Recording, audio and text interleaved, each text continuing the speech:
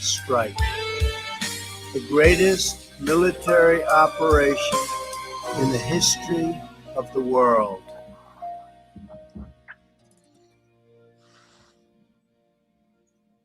Arguably, I guess, arguably, right?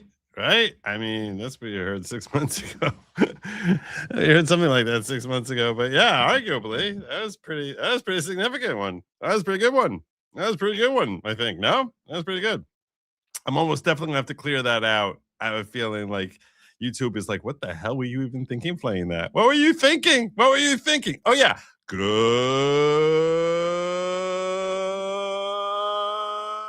evening, everybody. Welcome to a special edition of Viewers Discretion. The Khamenei is dead party. That's right. That's what we got now. The Khamenei, apparently it's official. It's official. Everyone's saying it. Even Iran is saying, "Oh yeah, he's gone. He's gone." That's what they're saying. That's what they're saying. That's what everyone's telling us. First we had, I guess first we had President Trump telling it as only President Trump can. As only President Trump can. This was President Trump weighing in on Truth Social. Khamenei, one of the most evil people in history, is dead. This is not only justice for the people of Iran, but for all great Americans and those people from many countries throughout the world that have been killed or mutilated by Khamenei and his gang of bloodthirsty thugs. He was unable to avoid our intelligence and highly sophisticated tracking systems and work closely with Israel. There was not a thing he or the other leaders that have been killed along with him, and there's a lot, could do. This is the single greatest chance for the Iranian people to take back their country. We're hearing that many of their IRGC military and other security and police forces no longer want to fight and are looking for immunity from us. As I said last night, now they can have immunity. Later, they only get death. Hopefully, the IRGC and police will peacefully merge with the Iranian patriots and work together as a unit to bring back the country to the greatness it deserves. That process should soon be starting, in that not only the death of Khamenei, but the country has, in only one day, very much destroyed and even obliterated. It has been in only one day very much destroyed and even obliterated. This is a post, like I said, it's a very Donald Trump post. There you go. The heavy and pinpoint bombing, however, will continue uninterrupted throughout the week, or as long as necessary, to achieve our objective of peace throughout the Middle East and indeed the world. Thank you for your attention to this matter, President Donald J. Trump, as he comes in there. That's right. There you go. The world is celebrating. And I was torn. As soon as I heard the news, I was like, I think I'm gonna have to stream tonight. I didn't hear it. Those of you who know, I'm an Orthodox Jew, right? So like, I observe Sabbath. Part of actual Sabbath observance is that like we don't access electronic stuff Friday night till Saturday night, right? So I know this happened, many hours ago. The world learned about this. I didn't learn about this until around I don't know, 7 p.m. tonight is when I first heard about it, and I was like, oh, I think I'm gonna have to stream. But that's great news. It's still, but I mean, I want to be careful when I'm saying this. It's great news that he's dead. There's no way to sugarcoat that. Anyone who pretends otherwise is ignorant of what it is to live under tyranny, or just how incredibly horrible a tyrant he actually was. You have to be just completely ignorant to not say it's a great thing that he's dead. I am mindful of people who are cautious about the future. That's a fair thing to say. It's a fair thing to say, I really don't want to see American troops in harm's way. 100%. You got me. I don't want to see American troops go in there. I don't want to see that. But the people who are whining and crying, and there is a certain wing of people who are doing that, are just out of their minds. I mean, they're just out of their minds. This is like, this is a gift from God and Donald Trump. And those are two very separate things. But this is a gift from God. And to not be celebrating. you have to take a moment to celebrate that. I mean, this is something that people have been waiting for 2 generations, 47 years. It's a long time. A long time. This guy has been terrorizing the entire world. Hundreds of American troops are dead because of him. Thousands of Iranians, not to mention Israelis and people from across. How many different places was Iran sponsoring terror? How many different countries? I mean, this is the birthplace of evil. That's where you get Rashida Tlaib's from this place. So yeah, I think that you have to be an idiot to sit here crying about, or whining about the future. Like, what is the future going to hold? You should be concerned for the future. You can be pressing Trump and saying, okay, look, wrap it up now, get us out of there. Totally on board with that. Totally on board with that. But to not take a moment to say, oh my God, great job, Donald. Wow. Amazing. Like, how do you not take a moment for that? How do you not take a moment, a night, to just celebrate and say, oh my God, phenomenal work by the greatest president this country has ever had? It's not even close anymore. It's not even close. The greatest president we've ever had. It's not even close. It's not even close. You can sit here trying to whine or nitpick or whatever. You don't do that today. You sort of have to have a little respect to say, you know what? Oh my God. The same way, there's multiple times, frankly, in his presidential arc where he's had remarkable successes. And this goes up there with, the bomb busters knocking out the nukes in Iran. This goes up there with the extraction of Maduro.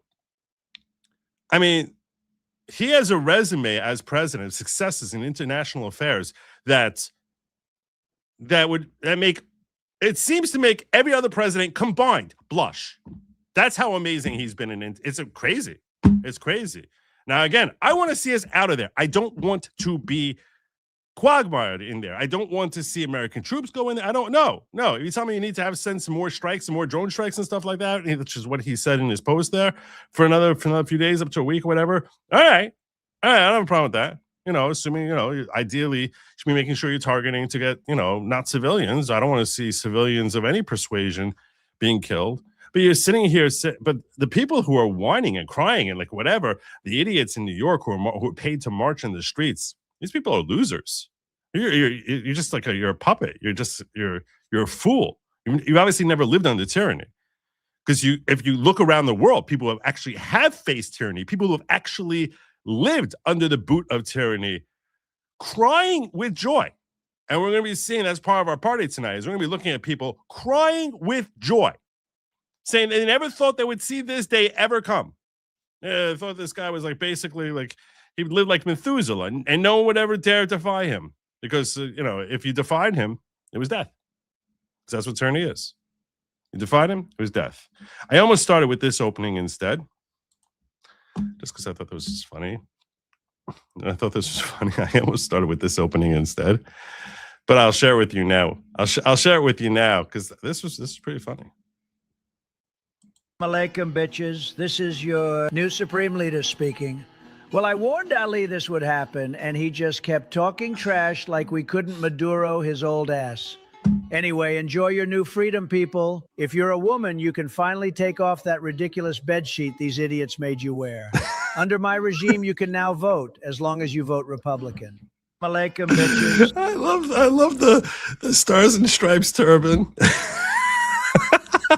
Everything about this.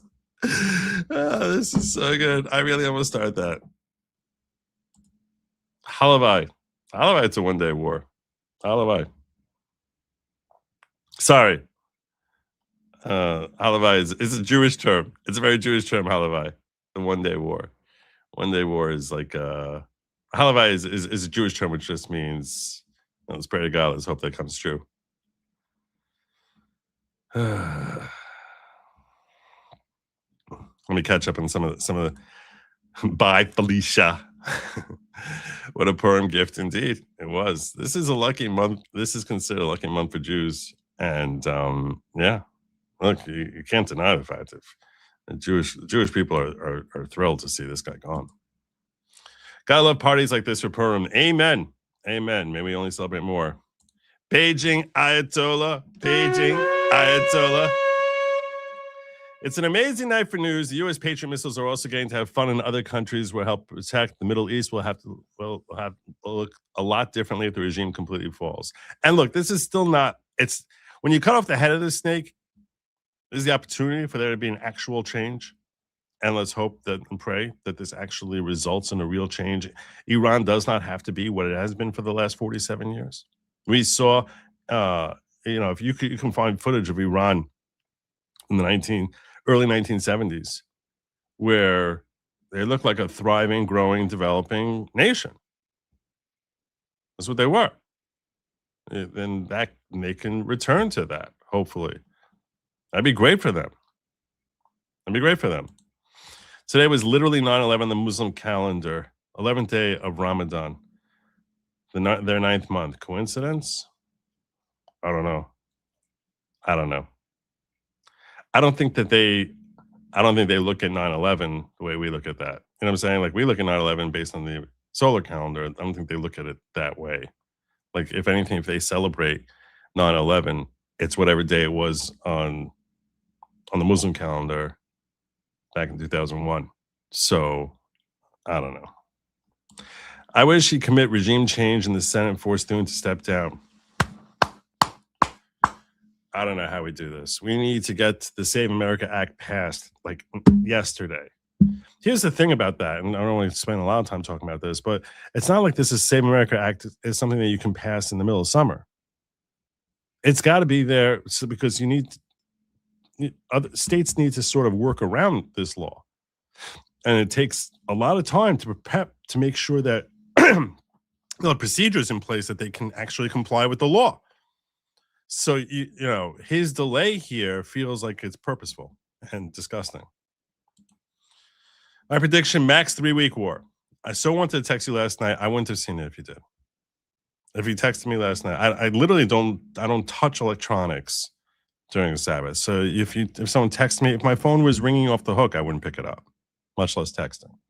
But first heard 12:30, I should immediately grab the beer, download the missile warning app for Israel, and wait for the end of launches. Yeah, this was a great day. Halavai, would that were so? Yes. Rob Price, new member of the following. Welcome to the following. Welcome to the following, brother. Thank you so much for joining. It's not at all a cult, type of cult. Blasterbot, E2UK, Ayatollah Asahola. There's a lot of ways you can go. Let me take a quick look over here, make sure we're okay over there. We are okay over there. All right. So I had a lot. I have so much to share with you. I don't even know. I couldn't even organize. I don't remember ever having this many tabs open. Okay. I'm going to show you. I just want to point out to you, if you're looking at my screen here, okay, I don't think these are all my tabs. These are my tabs. I can't even count them. I can't even count. Is there 50 here? I just put like Iran. I normally like label my tabs. I just put Iran. And I just like bump, bump, bump, bump. This is great. Oh, this is good. Oh, this is really good. Oh, this is good. Oh, this is good. And it literally, this is what we have to work through. I have a few others besides this on different tabs. A few others, but this is the work we have for ourselves tonight. So we got a long way to go. I'm gonna have to move fast. Israel did the first strikes, and it sounds like a lot of the intel work. Joe, could you say a prayer for the civilians? I've already been saying prayers for them. I've been saying tonight. I did hear what I had heard was on Shabbos, because sometimes like people who are not Jewish will come over and talk to people and just. I heard that there were strikes going on against Israel. I didn't hear that Khamenei had died, was killed until after Shabbos ended, but we had heard that there were strikes in Israel. So, yeah, people have been saying, but basically what in the nature of the prayer is that we'll say psalms in a group setting. That's basically how Orthodox Jews pray for, people's safety and security in a situation like this. So we were saying psalms this afternoon. I know, Joe, that's why I didn't waste my time. Well, you saved yourself a nickel, I guess, right? This is very bad news for China. They've been dumping a butt ton of money into Iran for a very long time, and we just put a huge dent in their oil supply. Yeah, that's. I mean, look, I'll tell you this much. You know, they're so grateful. I would say compensation for, like, you know, our out-of-pocket costs here would be appropriate. I'm not going to kid you. I mean, Iran's got the money. We should get a little compensation here. We just saved you. At least, you know, cover it. At least cover it. I want to share with you. This is something that this was the announcement in Iran. This was the announcement in Iran on the IRGC, the TV announcement that Khamenei is dead.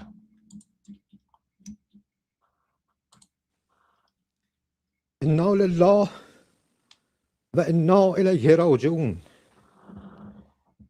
ملت بزرگ ایران، روح بلند پیشوای ملت بزرگ ایران و پیشقراول امت اسلامی حضرت امام خامنه ای با نوشیدن شهد گوارای شهادت در ماه مبارک رمضان به ملکوت اعلا پیوست.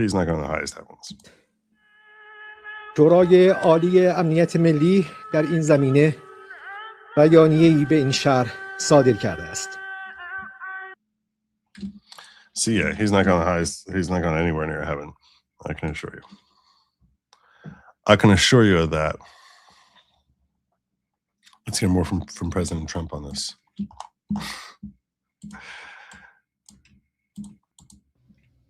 This is your favorite president, and it is my complete and total honor to announce that the supreme leader of Iran is dead.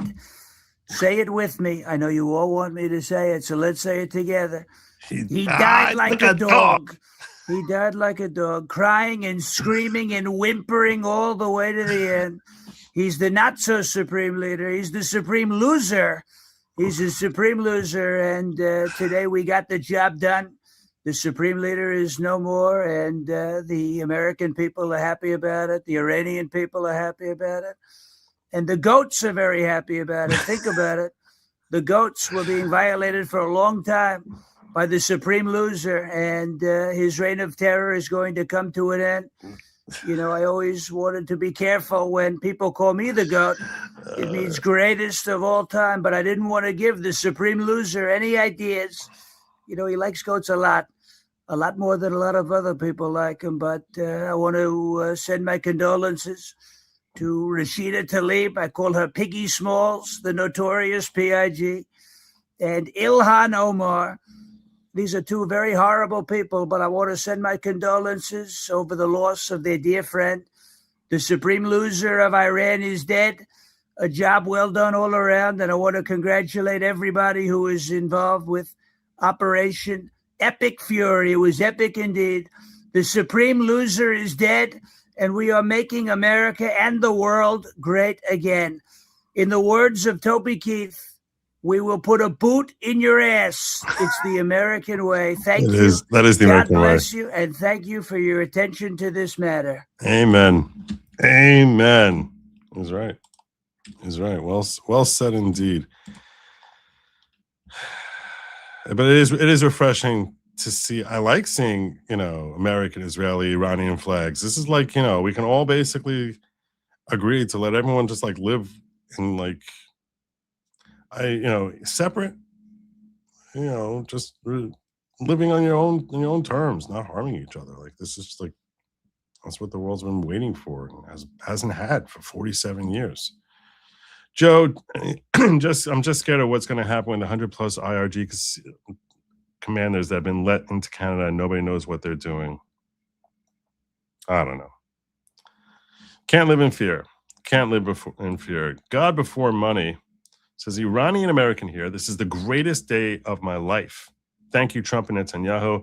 There are no words that can express how thankful we are. This is someone who understands what tyranny is. I'm so happy for you. This is amazing. I'm so happy for you. Yeah, this is someone who understands what tyranny is. Americans cannot understand. You literally can't understand just the fear and it's like you're living in a box your entire life, and they've just been let out. This is a phenomenal day. A phenomenal day. And that's why I was so annoyed seeing some losers who have no idea what tyranny is about. They have no idea how many, not hundreds, tens of thousands, hundreds of thousands, millions of people are feeling this. Even people who are not Iranian. I have a celebration. I don't remember if I had to save this one because it was just, you saw how many tabs I have already. I don't think I saved this one, of Cubans celebrating. Because this is a sign of that, hey, freedom is coming. Tyranny can be, the shackles of tyranny can be removed. So, this is a miraculous day. It's a miraculous day, and that's why it's my pleasure to be here sharing this with you and covering this with you. I have one more clip here that I'm thinking about sharing with you, but I'm like, this one's definitely gonna get tagged. We'll save that one. Maybe we'll save that one. Gunther Eagleman sharing out here that liberals nationwide being triggered after Trump made it impossible not to comment him. The look on the faces of fake news hosts that comment Trump is priceless. Look at this. Even CNN is like, well, this is a pretty good job by Trump. President Trump now confirming Iran's supreme leader, Ayatollah Ali Khamenei, was killed by U.S. and Israeli forces in a strike this morning. Iranians across the globe paying very close attention to what happens next. A lot of questions around that. CNN's Julia Vargas Jones is joining us from Los Angeles, home to one of the largest Iranian populations outside of the Middle East. You see the gathering there. This is in L.A. This is happening. When I saw this first time, I thought this was in Iran. This is L.A. Behind her. Julia, how is the Iranian community responding? Well, this gathering has only grown, Jessica, over the past few hours, since we've gotten here. It has amassed a large number of people, and the celebration is striking. We got here just moments after initial reports, initial rumors of the death of Ayatollah Khamenei had just started to trickle from Iran to this diaspora community, and people were jumping in excitement, hugging each other, crying, saying that basically they've been waiting 47 years for this very day, Jessica. It is the reason so many of them have come out here today. I want you to hear from one of them specifically, his thoughts right after learning that the supreme leader of Iran was dead. When is the last time you saw people in Israel and Iran dancing on the streets in excitement? And when is the last time you've ever heard of a country coming out and dancing because they're excited that foreign powers are attacking them? Yeah. Now, the name of Reza Pahlavi has been at the tip of people's tongues here, Jessica. So these are very much people who are pro-Shah. They want to see a leadership emerge from Reza Pahlavi. They're calling for him to take over the reins. And their hope, they've told me, is that he would then lead a temporary government and hold elections in Iran, hold a referendum in Iran so that the people could decide what would come next for their nation. Yeah, and so many Iranians. And they're obviously in turmoil as to like how this is going to unfold. No one knows how this is going to unfold. Only God knows how this is going to unfold. So, look, I'm not going to kid you. This is something I just want to warn you about. Okay, I want to warn you about. I'm not telling you that the next person who comes up won't somehow find a way to be worse. It's possible. And history, unfortunately, tells us, if you trust history as being a comment on the future, it tells us, unfortunately, it likely will be. But eventually, you sort of figure, when do you hit the bottom of the barrel? You got to have hit the worst of the worst at some point, and hopefully that was Khamenei. I don't know what to tell you. No one knows what's going to come in the future. There's plenty of reasons to be concerned. I definitely, I want to stress here again, even though I'm sort of making this into a party, the party is a celebration that Khamenei is dead. As far as what lies ahead for Iran and the rest of the world, this is something nobody knows. But what we do know is that a terrible human being who butchered thousands of people and caused death across the globe is gone. Will the next person find some way to, horrifically be worse? It's possible, I guess. It's hard to imagine how. I guess it's possible. But for now, there's hope. The legitimate reasons for hope that Iran's prospects and its prospects for being a healthy international partner with the rest of the world have reasons to flourish. And that's a great day. Now, might this be dashed if, some more aggressive or similarly aggressive leader ends up taking the reins there? Yeah, of course, it could be. But that doesn't make today a bad day. That just means that something that happens down the road, which no one today can tell is going to happen, ends up unfolding. So you keep praying for like a healthy developments. It's not the end of the story for Iran. It's the end of this chapter. And this chapter was dark and awful. So the end of a dark and awful chapter, you have to celebrate that. And thank God, no Americans harmed. No Americans harmed in the process. It's remarkable. Remarkable. And people hoping for a regime change and that they can take back their government. A lot of questions about how that will happen, if it can happen. Julia Vargas Jones, thank you so much. We really appreciate it. Thanks for that reporting. And thank you so much for joining me this evening. We have had a historic day here as, again, the Ayatollah, the supreme leader of Iran, dead, along with a number of other top Iranian officials in U.S.-Israeli airstrikes this morning. There are still many questions about what comes next. An incredible military buildup by the U.S. there in the Middle East, as we have seen retaliatory strikes across the Middle East as well, both in Israel, in Doha, in Dubai as well. So we will continue to monitor the skies. Jake Tapper is going to pick up our breaking news next. Again, thanks so much for joining me. I appreciate it. Watching this clip here, this aerial shot, I feel like I have to share this with you. I'm just worried that I'm gonna get dinged. I'm gonna get dinged if I share this with you. This is U.S. military pilots. U.S. military pilots. I'm totally going to get dinged if I share this. Can you play Thunderstruck yourself? Can you play Thunderstruck yourself while I play this? I'll start you off, but then I'm going to mute the music. Just because the visuals is just like awesome. I'm going to get struck if I play it. Thunder.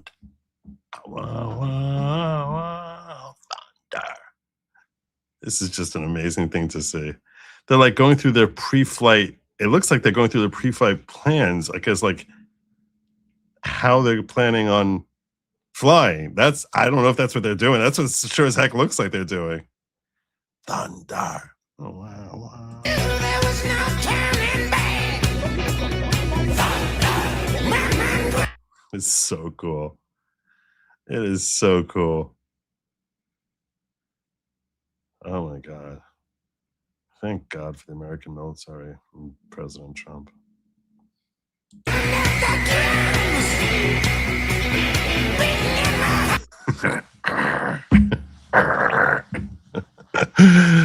Oh my God.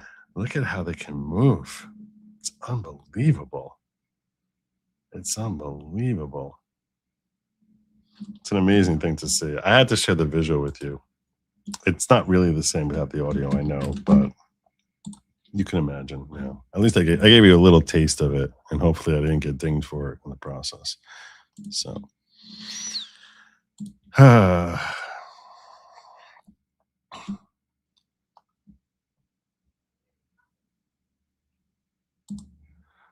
and Bell's saying, I hope the Iranian army know that as the Artesh not brainwashed people are better and can help the people take back the country. I heard they're trying to break people out of Evin prison. All right. I'm an American. I live in Iran. I lived in Iran for 3.5 years before the fall of the Shah. My dad worked for Westinghouse. He was trying to make Iran better. I'm happy for the Iranian people today. We all are. If leadership is gone, why do we continue to attack? I don't know. I don't know. At this, I had the same question. I had the same question. Like, what is the objective here?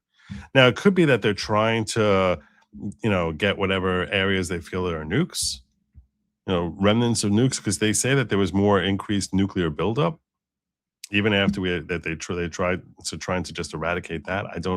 It's a fair question. It's a very fair question.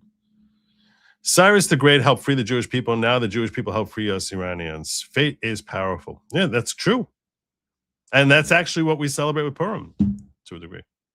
I mean, well, not exactly, but the whole story of Purim relates to Iran. The holiday of Purim, which commences Monday evening this week, so like in 48 hours, we'll be in the middle of celebrating the holiday of Purim, actually took place in Iran.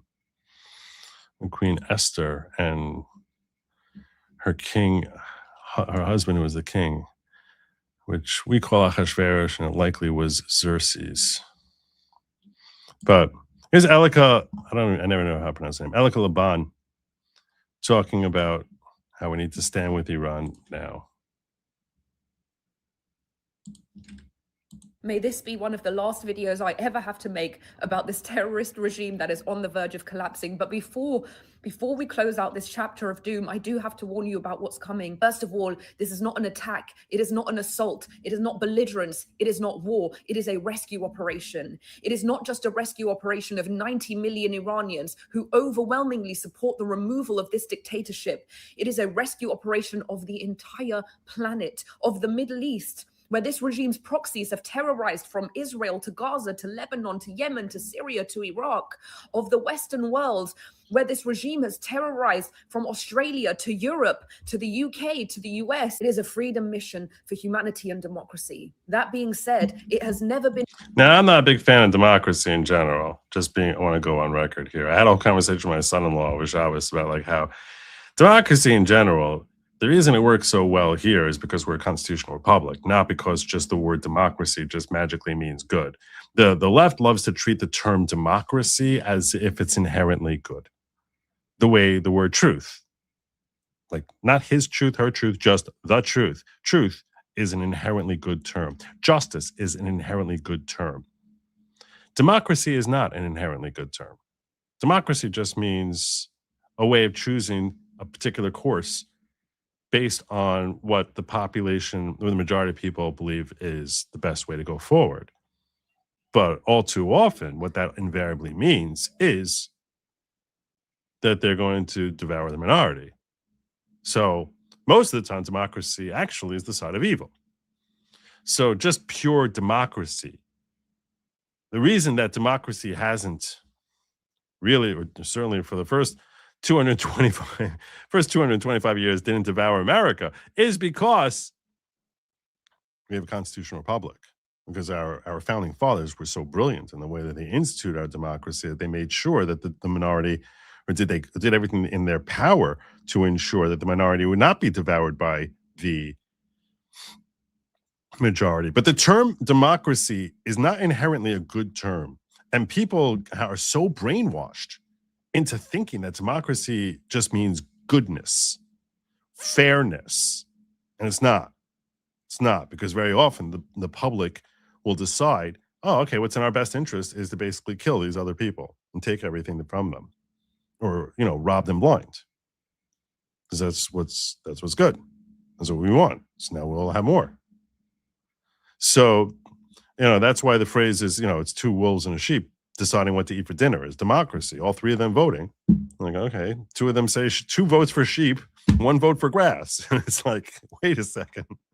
That's what democracy inherently is. So I get almost triggered when I hear people use democracy in the flourishing goodness terms that she's using, because I know how easily it's corrupted, because I have enough history. I mean, we saw that's what happened in Greece, what happened in Rome. That's what happens everywhere. That democracies eventually they're going to start eating their own people. But when it's restrained so that there are certain protections for the minority, various ways the minority can retain some sort of influence over the decision-making process, that now ends up being a very healthy way to run a country. But just pure democracy is not good. More important to apply critical thinking. This regime is still engaging in a mind war to convince you otherwise. Anything that this regime reports has to be disregarded as unreliable. Why? Because there is no apparatus to confirm anything that it reports. There's no apparatus. And the question is also, and that's true, we never know, we don't know anything that the IRGC was saying, and we still don't know whether or not they're acting under the influence that they've been acting under for the past 47 years. For democracy, for veracity, for truth. There is just a propaganda arm. There is no free press. There is no free speech. Whatever tells you is a carefully constructed narrative that they've been building for weeks, months, if not years. Please think carefully. As soon as this regime's basis was struck, it didn't report back to Western media that its officials had been killed. It reported back that Iranian schoolgirls had been killed. Why not just say that 2,000 starving infants in an orphanage had been massacred? And that same Western media, the same Western picks it up and it's like, oh my gosh, all these dead girls slain by this regime were the first to report its lies. Makes you wonder, doesn't it? Makes you wonder, what side does Western media stand on anymore? Are you on the... I don't wonder what side they stand on. I know what side they stand on. You're behind the curve if you're still asking the question. You're still asking the question. You're a little behind, honey. She's a smart woman, but it's a little behind. Side of freedom? Are you on the side of truth? Are you on the side of humanity? No. Are you on the side of democracy? No, they're not. Or are you on the what's democracy? Side of the terrorists? And if you didn't understand just how depraved this regime is, then understand this. After it slaughtered tens and thousands of protesters, their family members told us that they never gave those bodies back. Why? So that they could repurpose them later and claim them as casualties of war. That's one of the key things that she said in this clip that I was like, I wanted to share with you.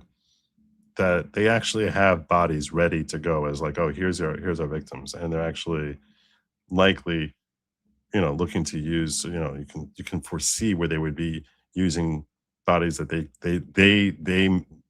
put to rest over the last several weeks. I promise you that you do not understand the scale of the operation that we are dealing with here. You do not understand the mind war. Forget what the mouthpieces are saying to you. This is a watershed moment in history. It is a rescue operation for not just 90 million Iranians, but for the Middle East and for the entire world. And I don't care where you have stood up until now. I don't care how many times you believed the lies. I don't care how many times you ignored our cries. I don't care how many times you ignored humanity. All is forgiven. All I ask is that you stand on the right side of history today, because this is our moment. This is our liberation movement. This is the Iranian Independence Day. So stand with us now.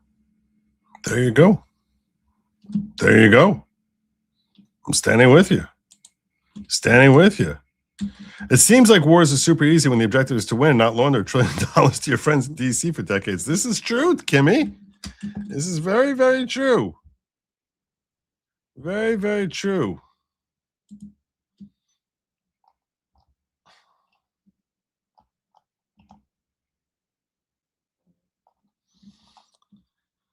I wanted to just, before I got to that, I told you that a lot of people have been killed. Yeah. The numbers so far, it's 40.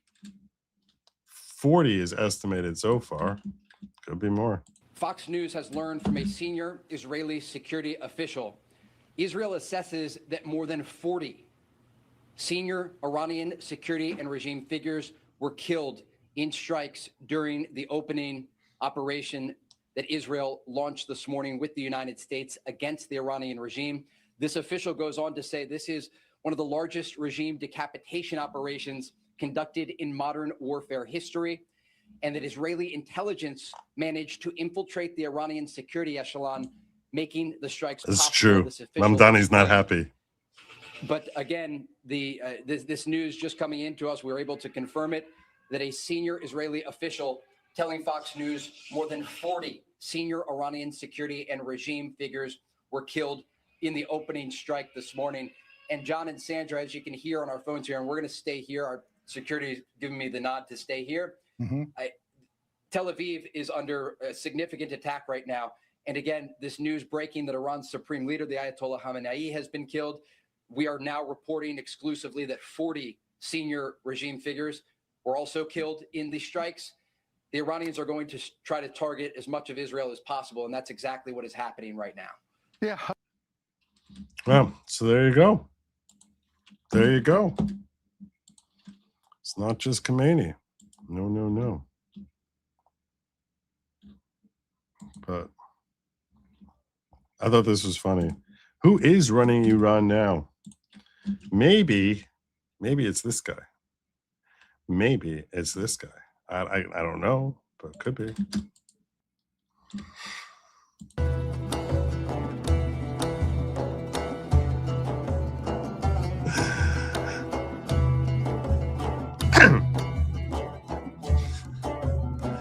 AI is great.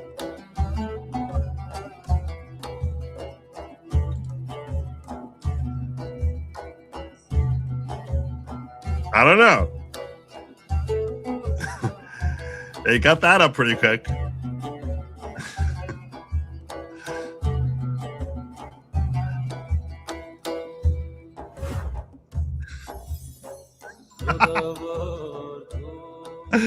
That's funny, Kimmy. Breaking federal district judge overturns Khamenei's death.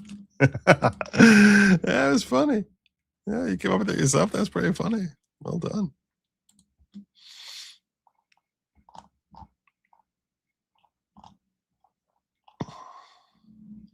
So one of the things that people are all talking about is, what would Charlie Kirk say? What would Charlie Kirk say? What would Charlie Kirk say? What would Charlie Kirk say? I saw a quote from Robert Barnes where he was mad at Turning Point USA because they made the claim that Charlie Kirk would have supported this strike. What would Charlie say? What would Charlie say? And honestly, my take on this is like, yeah, look, first and foremost, Charlie Kirk deserves our unending applause, appreciation, and gratitude for his work and his accomplishments, which were unparalleled and are unlikely to be matched by anyone. Just as far as awakening the American youth into the importance of their own voice, and for fighting in an environment where there was such animus towards healthy debate and trying to bring debate, healthy debate, actual debate, real conversation back. And his accomplishments in a relatively short life are legendary and will remain legendary. And he deserves our unending appreciation. And all that being said, I think it's very creepy to say, what would Charlie say? Like as if he's some sort of messianic figure. He's not. I'll tell you what he would say is, stop asking what I would say. That's what he would say. That's my take, and there's nothing more to say on it. This whole what would Charlie say? Think for yourself. That's what he always said. Think for yourself. Stop asking what would Charlie say. It's ridiculous. You know, he was heroic and a legend. But like, to sit there trying to say, no, he would say to go to war, he would support Trump, he's against war. It's like, who cares? Who cares? Think for yourself. Think for yourself. Ask healthy questions. Think for yourself. That's what you should be doing. You shouldn't be supporting this because I'm telling you, or because Charlie says, or because someone's telling you Charlie would have said you should do this. You shouldn't be against it because someone tells you that they're against it or that Charlie would have been against it. Think for yourself. Absorb as much information, pertinent information as you can, and think for yourself. Is this a good thing? Is what I'm hearing logical? Do I have questions on it? The people dodging around questions. Think for yourself. That's what to me, but trying to just say, oh, because Charlie would have liked this is kind of ridiculous to me. Stop trying to turn him into some person he never claimed to be or wanted to be. Where he's like, someone that should be post-mortem, people trying to just figure out what would Charlie want here. I'm seeing all these different things here, but what would Charlie say? It's like, it's weird. It's weird. It's really weird to me. It's a weird take. Think for yourself. One day, if the Messiah doesn't come during my lifespan, one day, years from now, hopefully many, many, many, many decades from now, When I'm no longer walking the earth, you may still be here. Do not say, this is what Joe would have said in this situation. Never say that. Unless it's that Joe would say, think for yourself. Okay? Oh, no. First, trust God, and pray to God for help. And then, with respect to how you should act and respond to a situation, think for yourself. Try to figure out what truth is and think for yourself. Okay? Different situations are always different. Think for yourself. It's ridiculous. I'm seeing like things like, people sharing that, this is a Charlie Kirk. There are two extremes are active right now, American foreign policy. This is re-shared around today. A 16-minute clip of him talking about, I don't know if President Trump will choose to involve America against Iran, but he's the man I trust in making that decision. Yeah, okay. Yeah, it's a logical thing to say that's what he would be saying. Frankly, part of the reason for my support for this, I'm not going to kid you. If Biden was the one who did this, I would have a lot more reservations about it. I would. I'd probably tip my cap, but I'd be like, I'm scared now that he's going to get us involved in some 40-year war in Iran. So I don't have confidence in his abilities in foreign policy. Trump, I do. He's earned that confidence by being spot on over and over and over and over and over again in ways that no president ever has been. So yeah, that's a large part of it is like, he has earned our trust when it comes to foreign policy. That's where I come from. You might come from there. You might come from a different place. I don't know. You need to think for yourself. Does that make sense? Does that not make sense? So, it's the whole what would Charlie say is, it's a little creepy to me. And that's not to take anything away from the guy because the dude was a legend. He was amazing. But, I don't think he would want you to do that. It almost feels like it's cheapening him. Like, it's almost like, let's try to trade on his name. I want to try and trade on his name by telling you what he would have said in this circumstance. Like, that's, and while at the same time, giving him sainthood, which I don't think he ever would claim that he would never claim about himself that he's a saint. I don't know. I don't know. He seemed like a very righteous person to me, but, just giving him some sort of status as if he himself is messianic. It's a little bit unsettling. Is that true? Do we get to say goal? Let me go check. Now I gotta go check. We get to say goal. Oh, look at that. Goal. Well done, you all. In particular, I want to give my gratitude. Gratitude for hitting that goal to this fine man over here, Brian Oldenkamp, who came in here. I noticed with a couple of not just one of those, but he came in with like a bunch over here, and popped in here in addition with 20 new Good Lawgic memberships.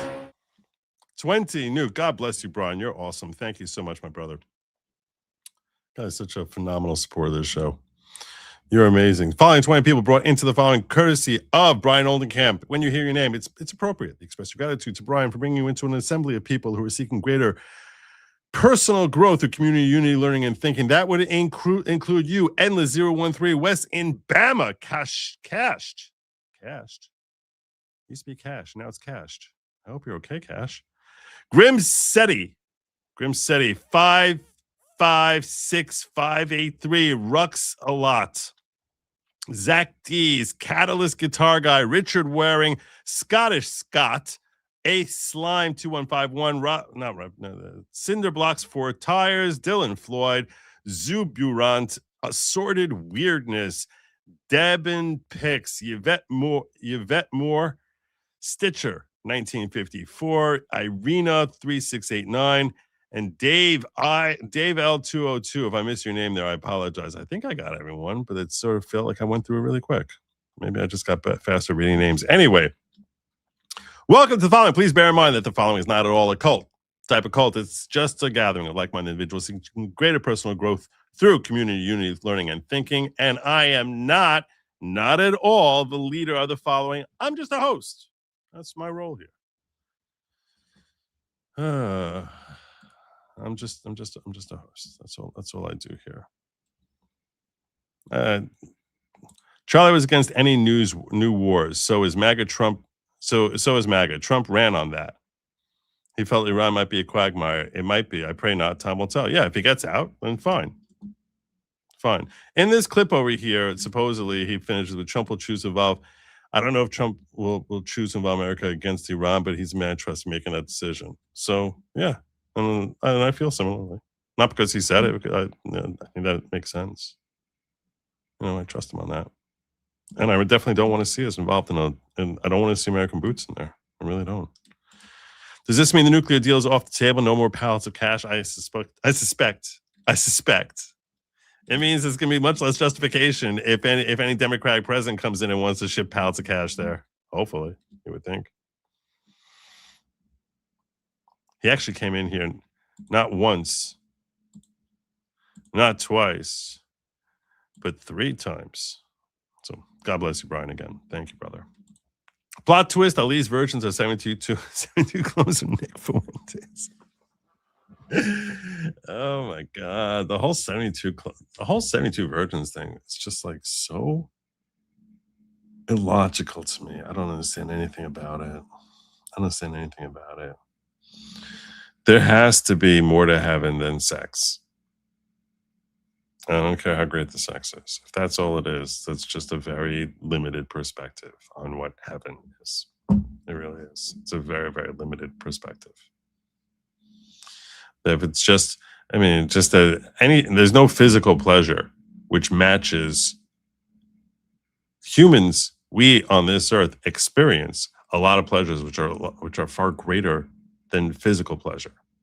Which is why it seems so limiting to think that any nature of physical pleasure, as amazing as it might feel during the fleeting moment, is something that's what heaven is. My personal take on that. I don't want to get all religious on you. Don't make me get all religious on you. I'm just saying the idea. If you think about like the happiness you have when you see your son struggle and succeed at something. You see your daughter manage to accomplish something.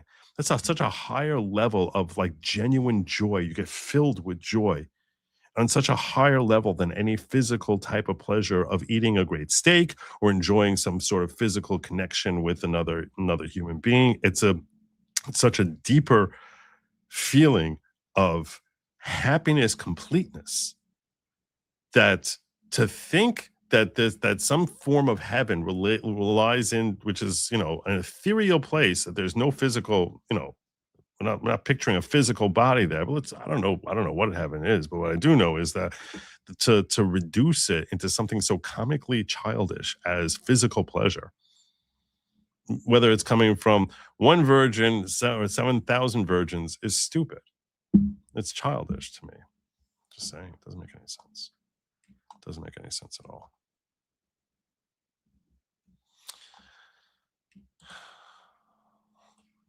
The Jaybird.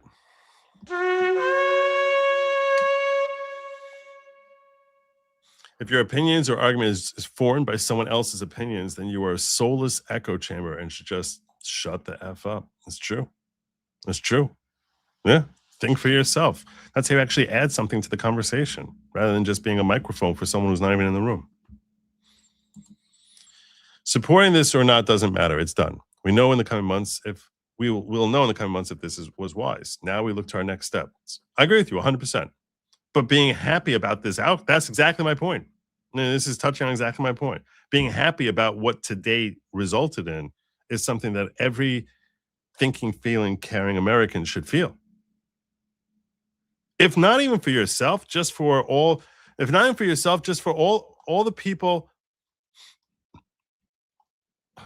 like this guy, calling this the greatest day of their life. Just for them. K. Val says, another month, another tide. We're still attacking to clear out another opposition forces leaders. We always edge on the fact that in our military, you learn the job of the man above you. We always edge on the fact that in our military, you learn the job of the man above you. Well, thank you for the tithing. I appreciate that, brother. It's good to see you, K. Val. Very good to see you.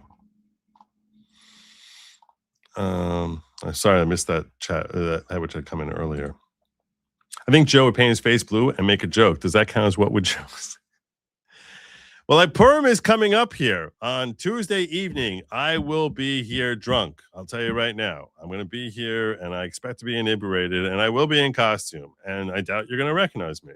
Maybe you will. Maybe you won't. I don't know. But I'm going to look very different than I look right now on Tuesday nights, aside from the fact that I'll be drunk. I'm going to be in a very different kind of looking costume than anything you've ever seen, and it's not going to be blue face paint. Because I don't do the same costume twice. We don't do that. We don't do that. No, that'd be embarrassing. That'd be embarrassing. We don't do the same costume twice. It's not just we don't do the same costume twice. It's if we have a family party with, like, you know, my cousins and stuff like that, we won't wear a costume that anyone has ever worn to any Purim thing. Like, no, it's got to be fresh and brand new. So. And we have a really great concept this year. I really like it. Honestly, Iran was part of death cult of certain ideology. There's a reason why Iran, under the current regime, couldn't be allowed weapons such as nukes. Then with nukes would result in uncontrolled destruction, 1,000%. And they proved it over and over and over again, that they would, anyone they could possibly harm who wasn't basically part of their ideology, that was ripe for death. So let's move along here.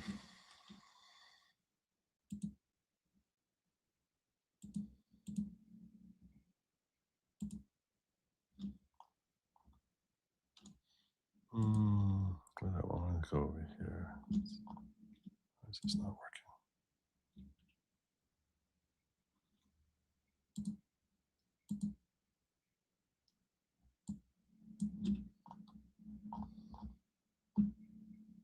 Let's hear from Scott Jennings. People complain this is not what MAGA is, not what we thought MAGA was supposed to be. Like, and Marjorie Taylor Greene, well, we were pretty clueless about MAGA. Congressman Thomas Massie also writing, this is not America first. Do they have a point? No, they don't have a point, and I don't consider them to be actual Republicans, and I don't consider them to be part of the America First or MAGA movement, to be honest with you.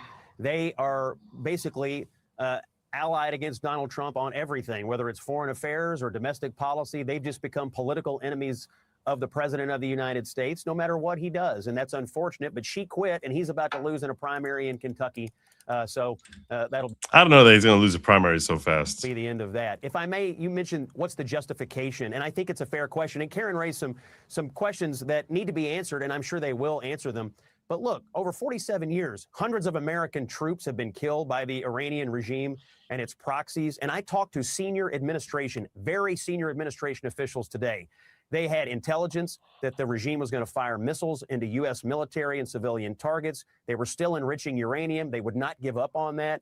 We had a lot of justification to do this. They tried diplomacy. Iran wouldn't do it. The president acted to save American lives. That was the justification. There you go. Scott Jennings can, like, basically fill a minute better than anyone. It's like he's a role model for me. He really is. That's the same thing. Unlike them, those idiots, let's hear from John Fetterman. Let's hear from John Fetterman, who doesn't fill a minute quite as well as Scott Jennings does, but still has some good thoughts sometimes. Thomas Massie, who wrote this, acts of war unauthorized by Congress. The U.S. is attacking Iran, according to the AP. What is your response to Massie and to your colleagues who don't agree with this? No, that's bizarre. You know, I'd like to remind my colleague over in the House that Iran massacred 30,000 of their own people right now. This war is not about the Iranian people. It's about this poisonous regime. And that's why I'm proud to stand with our military. I'm proud to stand with Israel, too. I might be a Democrat, but in this specific case, the president is absolutely correct to do these kinds of actions. And now we have Israel's back. And now that's why it's entirely the path for peace in that region. How many treaties, how much negotiation? I never thought they would work. Iran has only ever responded to these kinds of things. And now here we are right now, and they have the opportunity. Real peace and to change their way, committed to trying to destroy Israel and destabilizing the entire region. So there's Fetterman giving Trump his vote of confidence, which is bizarre, but that's the state of the world today. And here's Britt Hume weighing in about the corner. He just referenced Democrats and how ridiculous they've become. Here's Britt Hume weighing in on how Trump has cornered them so effectively. The public reaction is likely to be favorable. And I think these Democrats are kind of trapped because they exist in a party whose membership overwhelmingly despises Donald Trump. It's been called Trump derangement syndrome, and there's something to that. And the result is that these Democrats, with rare exceptions, John Fetterman today, of course, was the one we just heard from, are opposed to this because they feel they must be, that they feel their job in life is to resist and oppose Donald Trump in every way, almost no matter what he does. So that I think that accounts for the political reaction on the Democratic side here. Now, over time, those who are critical may feel vindicated if things start to go badly, but if they don't, they're going to be stuck with this. They're going to be the people that it will be argued were, didn't want to take this evil Iranian regime down. If the Iranian regime goes down and things turn out well in Iran, that will be a burden around their necks. Well said, Britt Hume, and it's a good point that they really are somewhat cornered.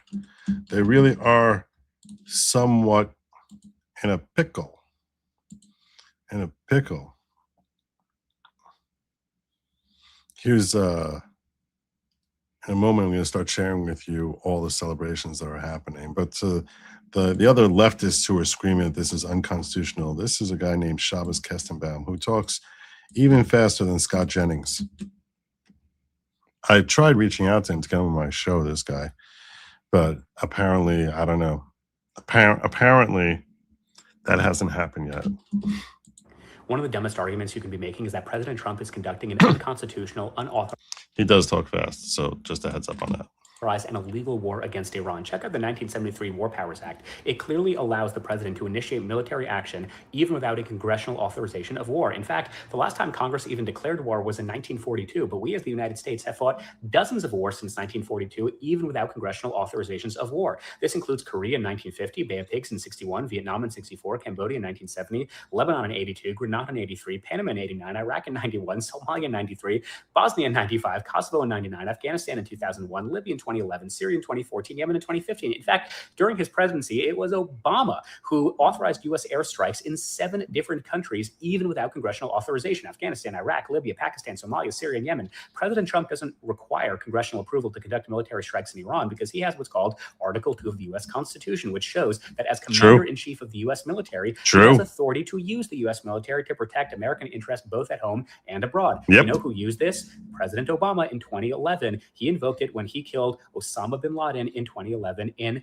Pakistan. So the president is able to strike Iran based on the War Powers Resolution Act of 1973, the 2001 authorization for use of military force, the AMUF, and bizarrely enough, Article 51 of the UN Charter, which shows that we have an inherent right of individual or collective self-defense. So you don't have to agree or like with the president's decision to conduct airstrikes in Iran, but to pretend that it's unconstitutional is simply divorced from reality. Send this to a liberal who needs to hear it.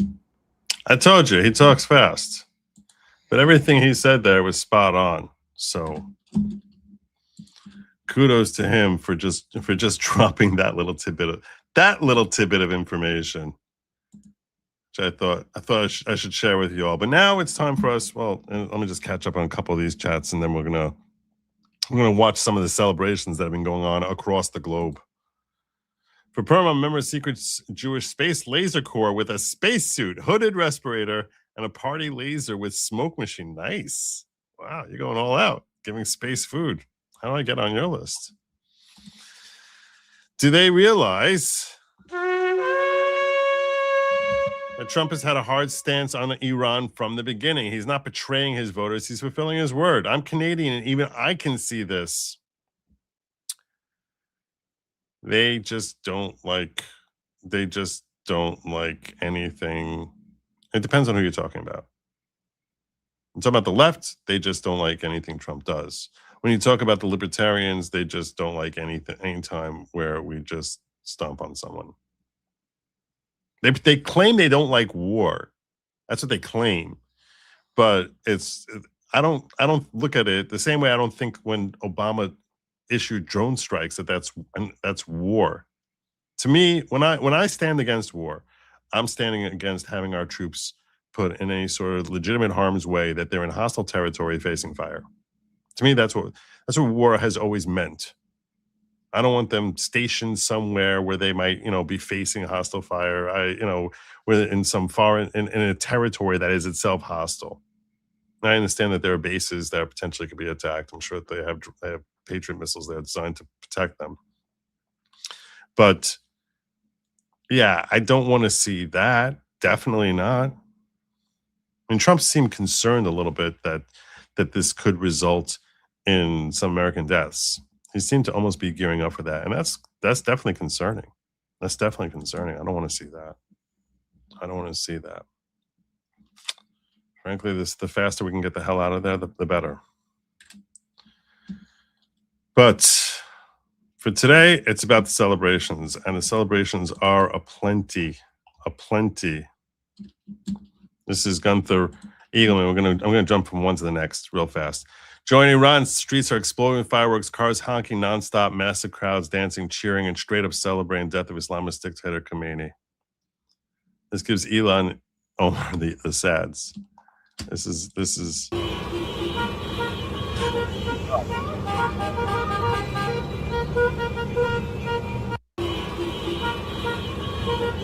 I'm going to jump from one to the next one. Iranian woman dancing in the streets without head covering.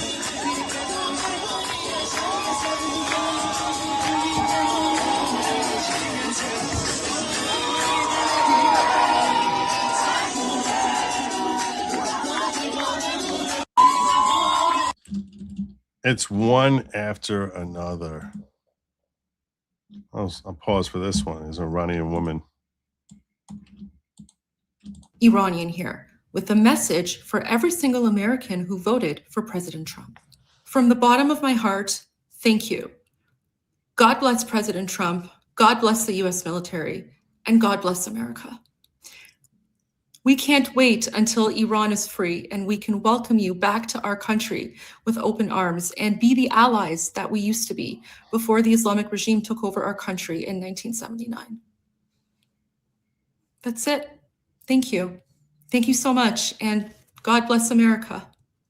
Iranian here. That one almost made me cry. That one almost made me cry. There's another Iranian woman in tears of joy.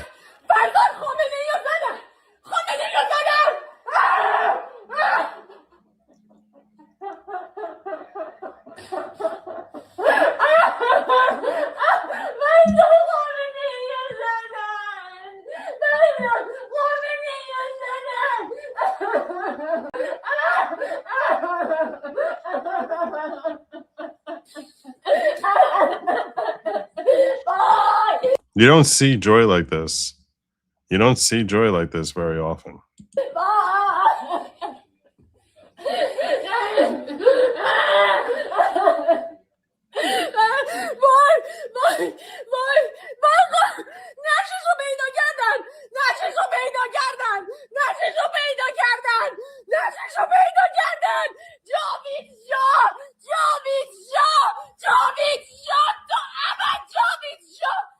Normally that's rage. No, right? Normally when you see someone screaming like this, it's rage. You don't see that as joy.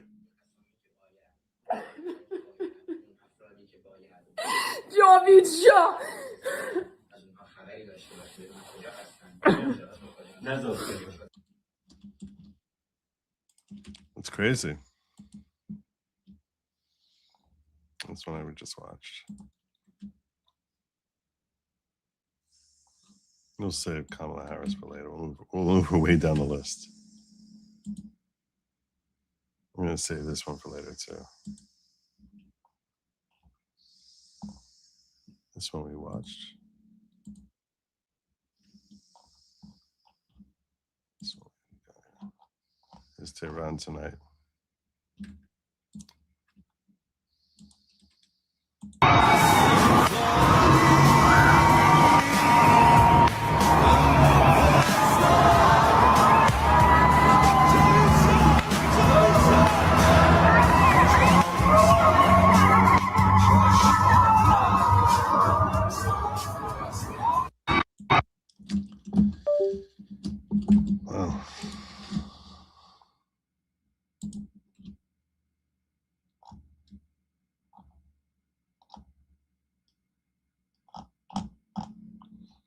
American jet would not fall.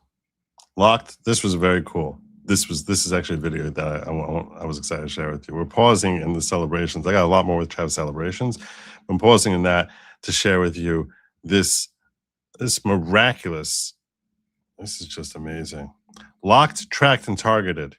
Here's an American pilot being tracked by a heat-seeking missile. Iranian missile screaming through the sky, heat-seeking, hunting, closing distance, and then something happened. American pilot did not panic, did not freeze, did not break discipline. He moved. A hard roll, a violent vector shift, throttle discipline under pressure, flares time with precision, years of training, muscle memory under G-force, instinct forged an American air superiority doctrine. The missile lost its solution, the sky flashed, American jet climbed. Because American pilots are not amateurs, they're the product of the most advanced flight training pipeline on Earth. They're trained to survive, trained to dominate, trained to come home. Somewhere over that horizon, a hostile launch failed, and somewhere in that cockpit, a calm voice kept breathing, calculating, executing. That aircraft did not get hit. Pilot did not fold. American air power held. This is why air superiority matters. This is why training matters. This is why strength matters. The sky is not neutral territory, and today it belongs to the United States. You have to see this clip. This is just an astonishing thing. Watch this pilot here. His remarkable work.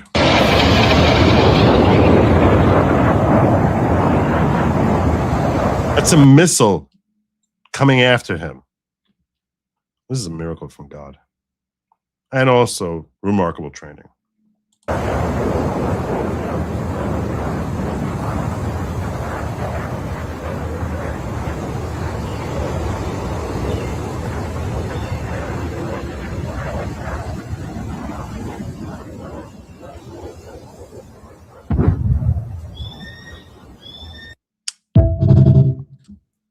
See, without the buildup, you can't appreciate what we're seeing here.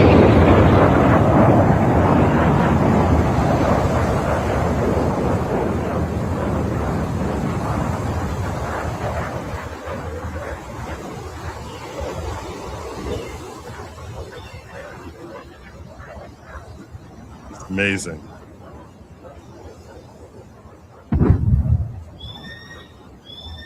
Amazing. Just mind-blowing. Mind-blowing.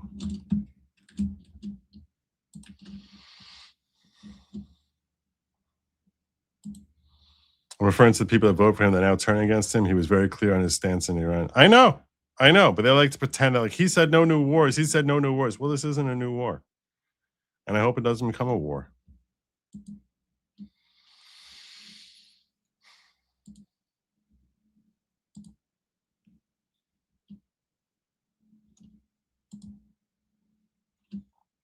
I want to show you more crowds before I have other stuff.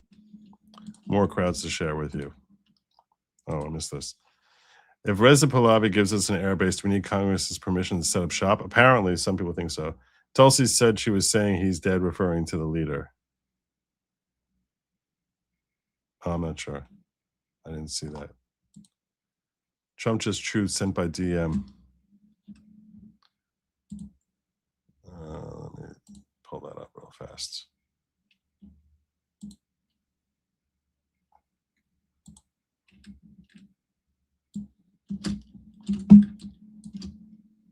Thank you for sharing this with me, Kimmy. Iran just stated that they're going to hit very hard today, harder than they've ever hit before. They better not do that. However, because if they do, we will hit them with a force that's never been seen before. Thank you for your attention to this matter, President Donald Trump. Well, let's pray for our troops and for all Americans. In fact, let's pray for civilians everywhere. I don't want to see any civilians getting harmed. Joe, you've been fooled by a video game. That fighter clip is from a game called DCS. Is it really? Well, that's disappointing. Is it really? I appreciate you clarifying that. I wasn't looking to share misinformation. So.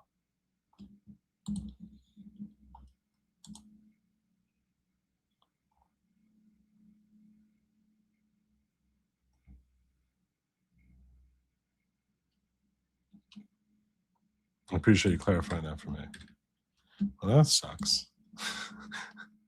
All right. Got me. I want to share more people celebrating.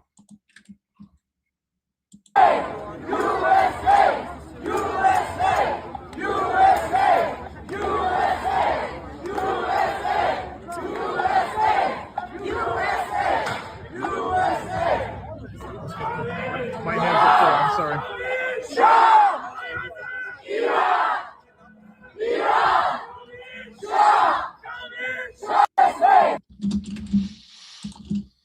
I think I got a few more here. I'll come back to that.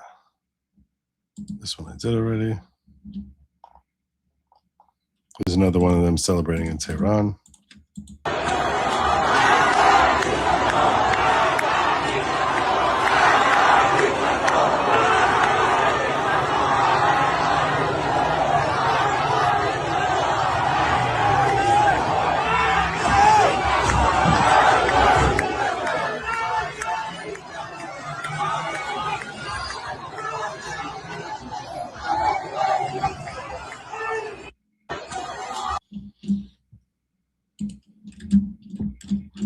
So that's nice.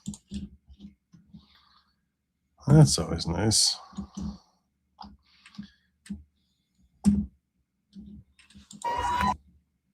This is in Toronto. I told you, it's all over the world.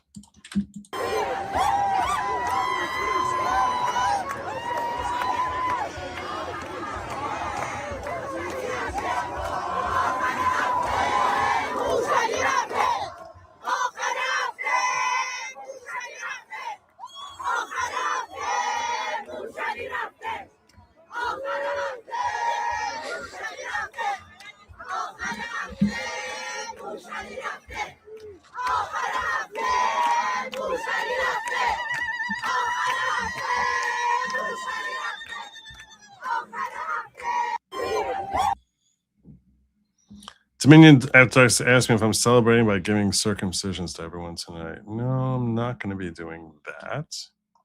That's not a celebration. That's a religious thing. And can we at least get a printable coupon for 50% off? I get it. Because the whole, that's what, yeah.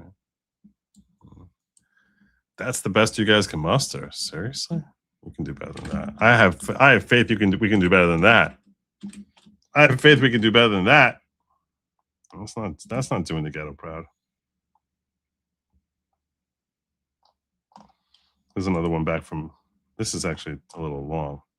Chicago Ray sharing out. Why do I think Iranians in the country are going to be voting Republican from now on?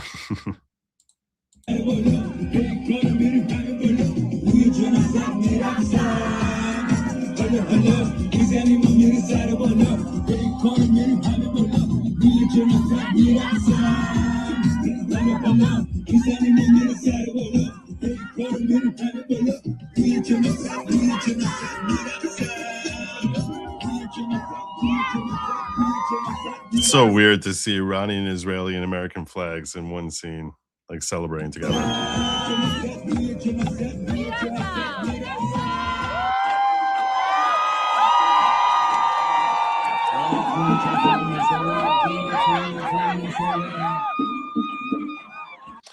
That's Reza Pahlavi there, who they're waving a picture of. The son of the former Shah.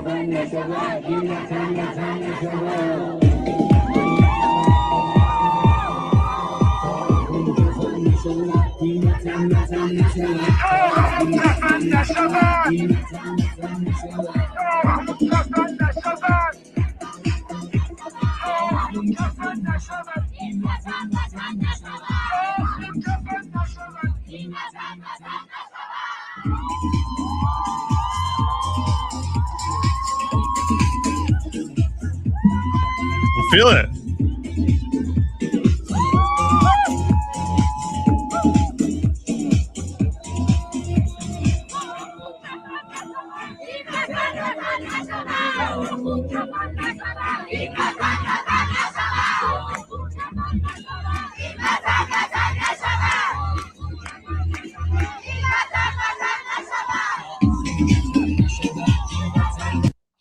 So they're basically, you can see there that they're very thrilled, but they wanted to take out the rest of the IRGC, which maybe that answers the question as to what are they still doing there.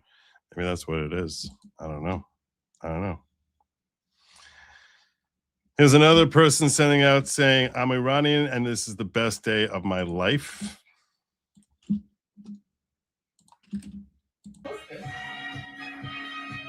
Oh, you know I can't play that. I can't play that. Young men, there's a place you can.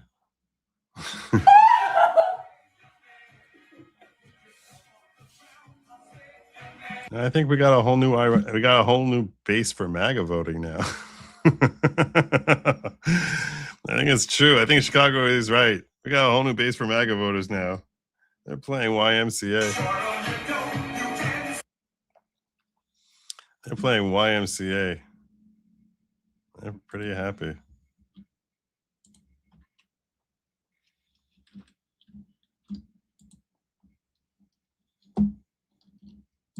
It makes me happy seeing them so happy. I'd be happy with people being happy about liberation.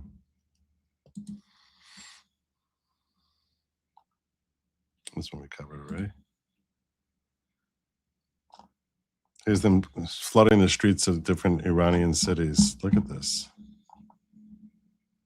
Germany, France, Britain, Switzerland, Australia, and Canada. This is what Trump has brought to the world. Look at this. Look at what Trump has brought to the world.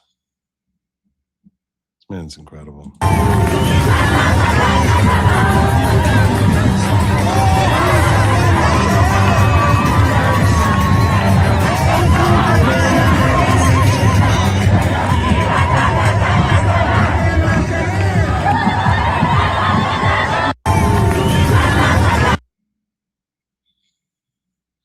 So, yeah, I mean, look what he brought to the world. It's crazy. I want to get through the rest of the celebration ones. Raheem J. Kassam sharing this. Wow, it's crazy in downtown D.C. right now as hundreds of Persians descend the White House to celebrate the oust of the Iranian Islamic regime. Let's take this from the top.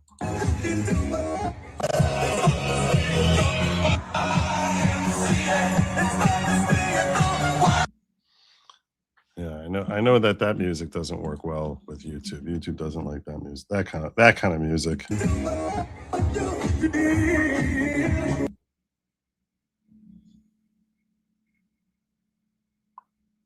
Downtown in Washington, D.C. There's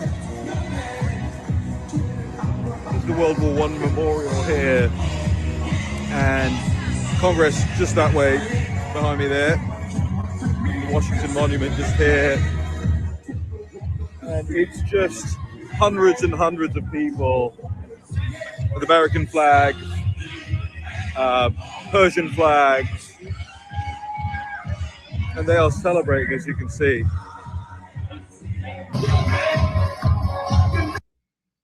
Well, again, I can't really do the whole music thing here because I'm probably going to have to edit that out as it is. Just for the background of him playing there.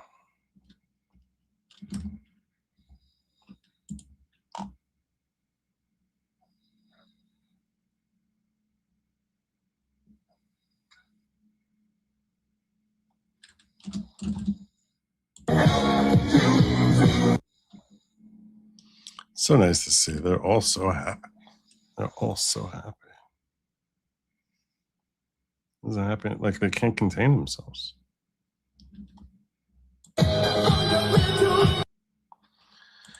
So that would seem like a good day. If Khamenei wants his son to take power, it hardly sounds Shia to me from someone who knows little to nothing between Shia and Sunni. I don't even want to start to weigh in on what the political landscape will look like. I'm going to hope to get my father in here at some point this week to break this down. Because those of you who are familiar with my father, who is affectionately referred to by the chat as Great Logic. So he has expertise in Middle East Western relationships. And he knows more history about this region than anyone I know. So I'm going to try to get him in here so he can try to break down the political landscape as to what Iran is dealing with. This was not from today, this clip that I'm sharing with you. This is actually, I saw this a week or two ago. Let me get to it in a moment. Love the celebrations, what freedom looks like. This is true. Trump can't POTUS in 28. Will he run in? That would be funny. That would be funny. He's seeing with a big turban. He could probably win. He could probably win. It'd be funny. Iranian lives matter. Iranian protesters calling Western celebrities, stand with us in our time of need. This was a few weeks ago.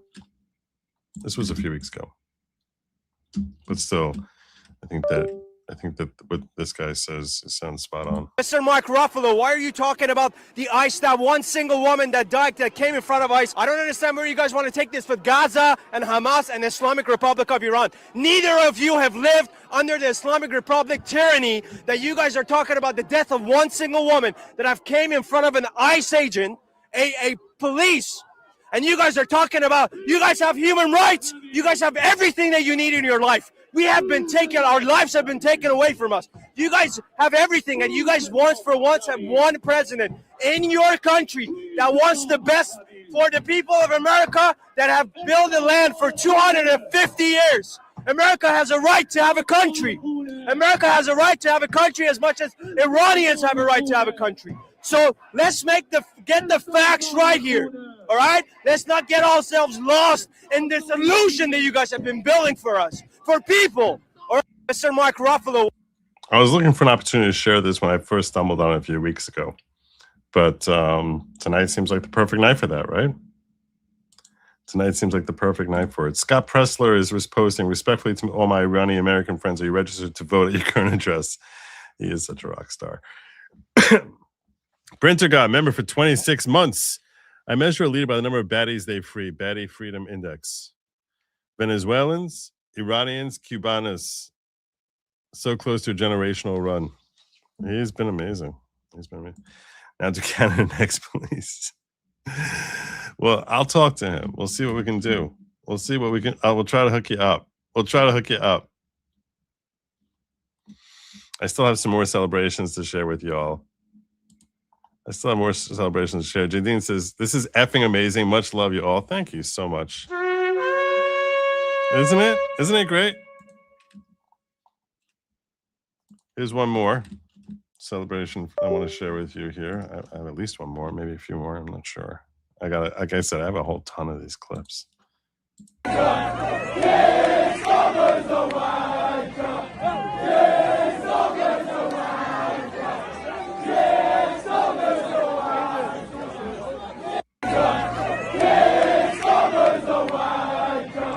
Do you know what they're chanting? Do you know what they're chanting? It's so hard to understand Brits when they chant. It's so hard. I played for you before in the past one of my favorite clips. This really is one of my favorite clips. I won't even show it to you.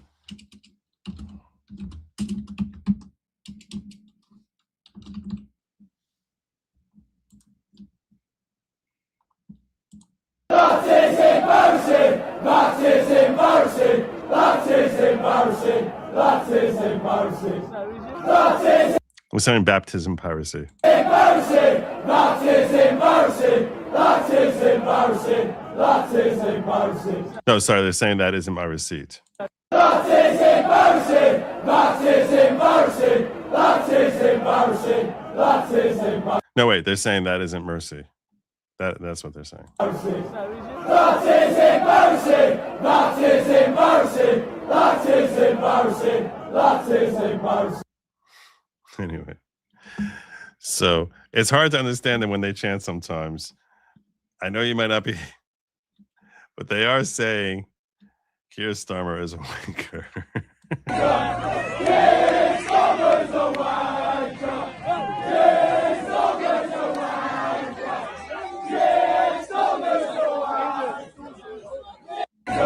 Yeah, that chant that I was sharing for you was that is embarrassing. It's from a soccer match.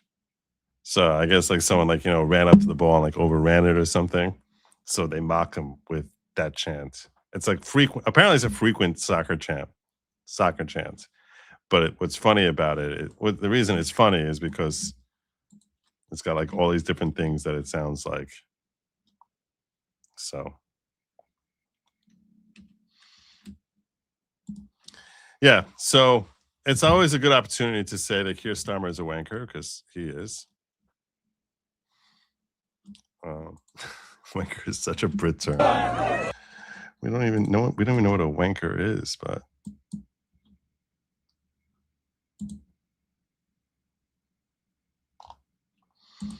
I want to make sure I got all. Before I get to my other clips, I want to knock off all my celebration ones.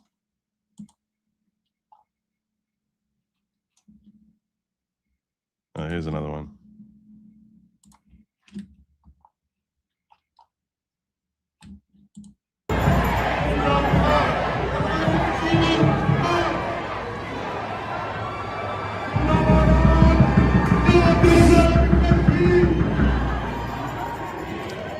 I was like, the whole world is celebrating. How can I not have like a Khamenei is dead party? The entire world is celebrating.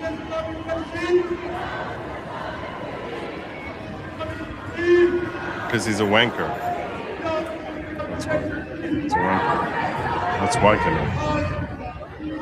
He's a wanker.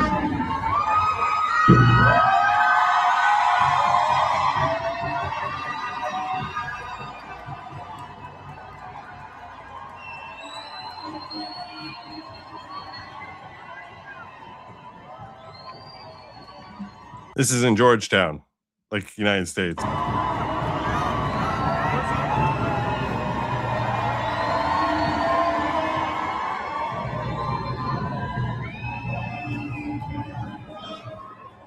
To answer your question, this is in Georgetown.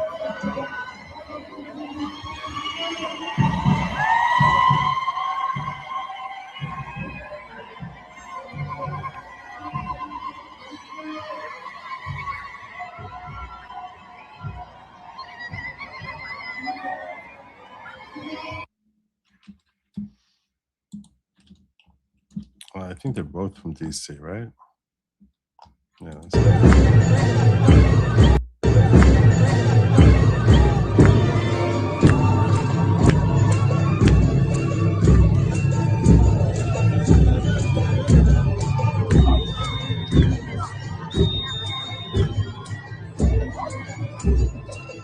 Which universities are not usually very big supporters of Donald Trump?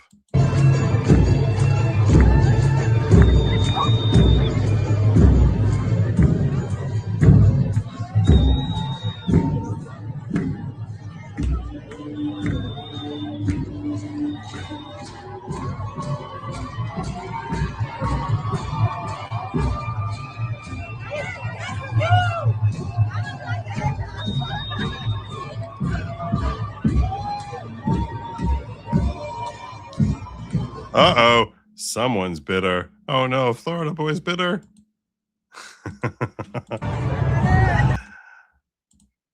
Florida boy, I just want to say to you, I'm so sorry this happened to you. I'm so sorry.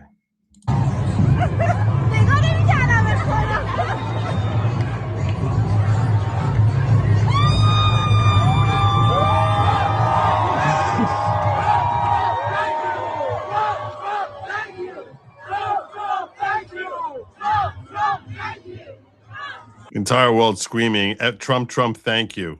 Trump, Trump, thank you. Entire world screaming that. And you're like, he's a loser. It's like no one to take the L. No one, because you just sound like such a loser.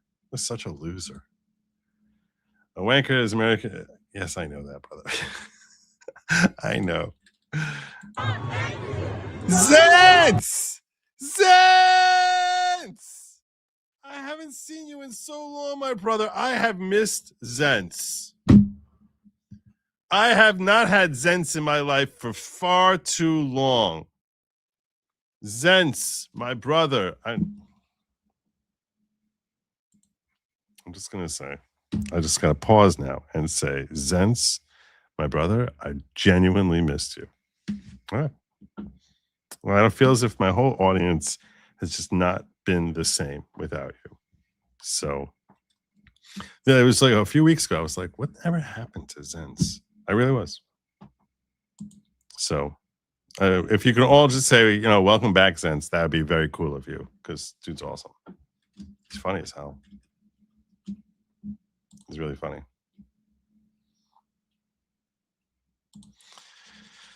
I think I covered this, but I wasn't 1,000% sure I had. So God bless you, GT. Thank you.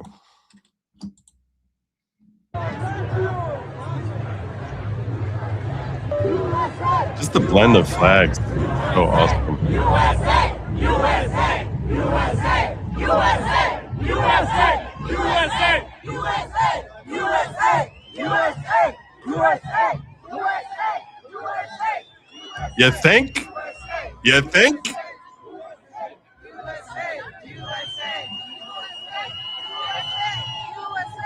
USA!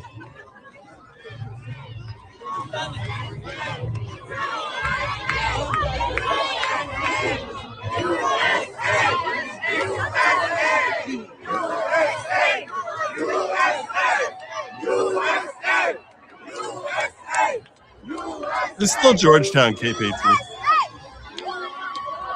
That's all. This was all in Georgetown.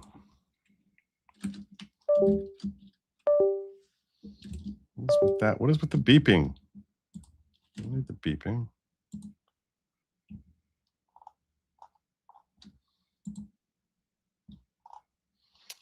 One or two more of these. One or two more celebrations. This one is from Isfahan, Iran. Isfahan, Iran. I know people want to know where we are when we're celebrating. This is Iran.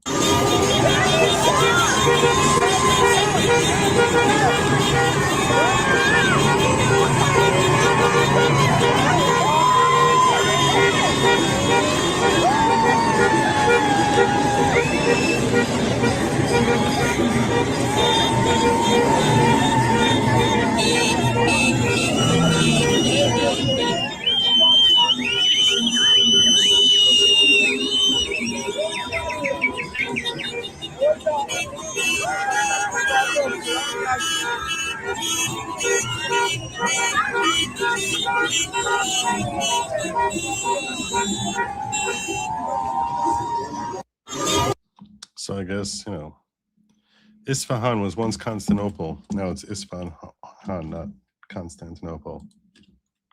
So if you had a date in Constantinople, she'll be waiting in Isfahan.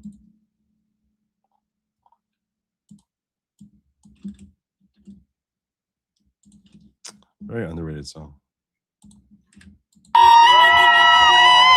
Oh wait, this one I think is also in Iran. Pretty sure this is also Iran. Let me be 100% sure.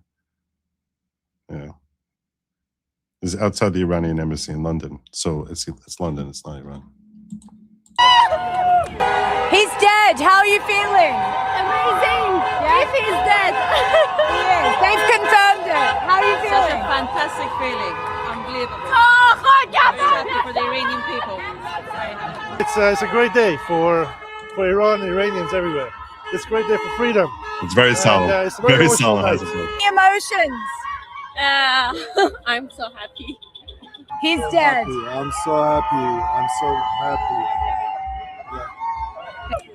There you go. It's emotional here. The people are free for the first time in decades. I love you. If you want to support me and not give money to YouTube, I actually have PayPal links in the description. So there's also Venmo in the description. If your objective is to avoid paying the 30%, that's very kind of you. Thank you. You, Trump. I love you, Trump. He's too excited. How are you guys feeling? So we are happy. But he did totally, and we now have to free Iran. For years, they told us that it is impossible, that you need to do reform. We say no. This is not a reform movement. This is not a movement. This is not a protest. Islamic Republic, listen very carefully. Your dictator is dead. This is a revolution. Viva la revolution!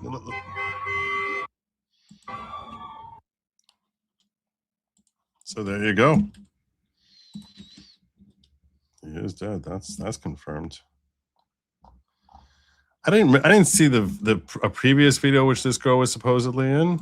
The girl who lit a cigarette with the photo of Ali Khamenei celebrates the death of Supreme Ayatollah. You can see she looks kind of happy. She looks pretty happy.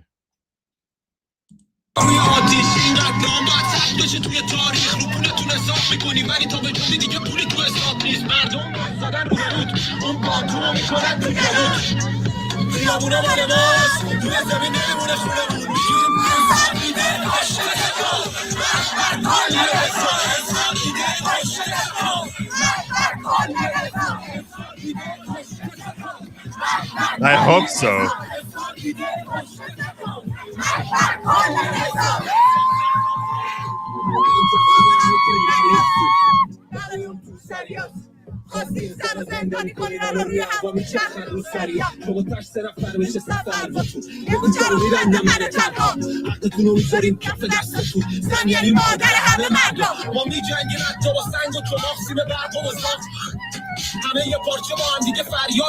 It sounds like Ilhan talking to me, honestly. That's when she talks. It could be Ilhan talking in English.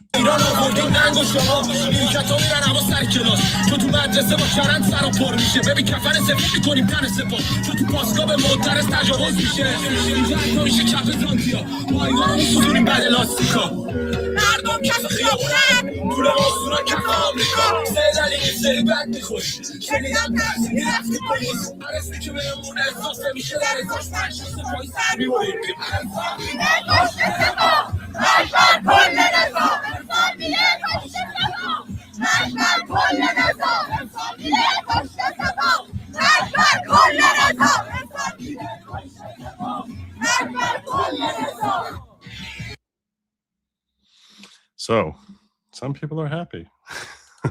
A few people are pretty happy. That's annoying. It's an annoying beep.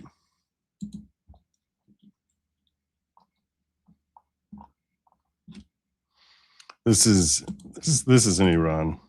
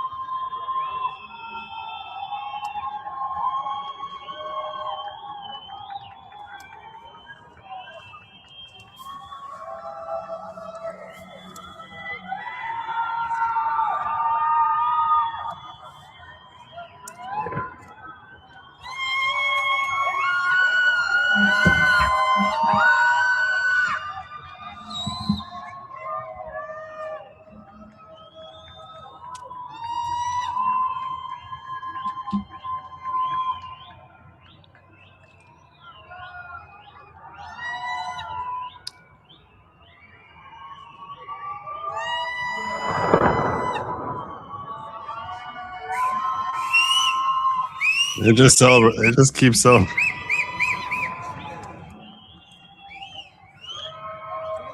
I guess when you've been waiting 47 years for salvation and it finally comes, I guess you have pretty crazy kind of reactions.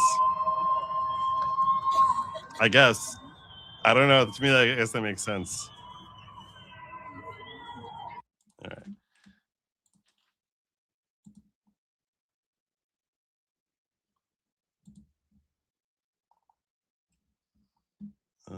Is that it for?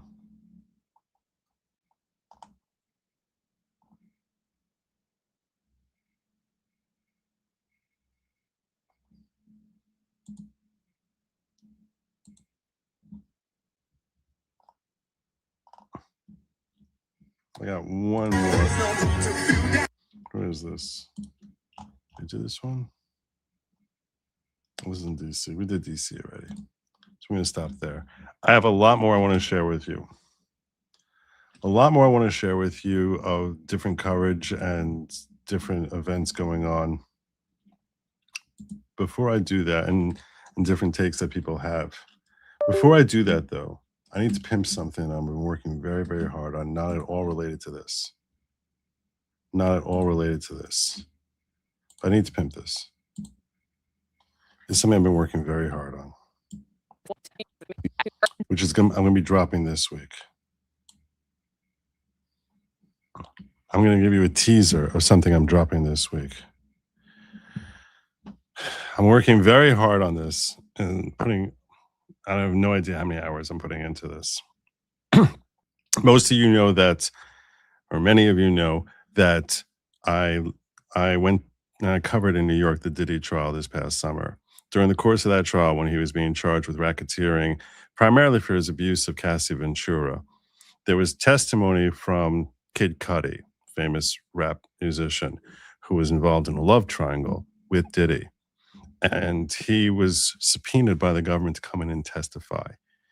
So what I did was, no one saw it because it was in federal court. So only people who were in attendance or in the viewing rooms, which I was in the viewing room, were able to actually see and hear the testimony. I managed to secure the transcript of his testimony, and I wanted to present that to you in my audience.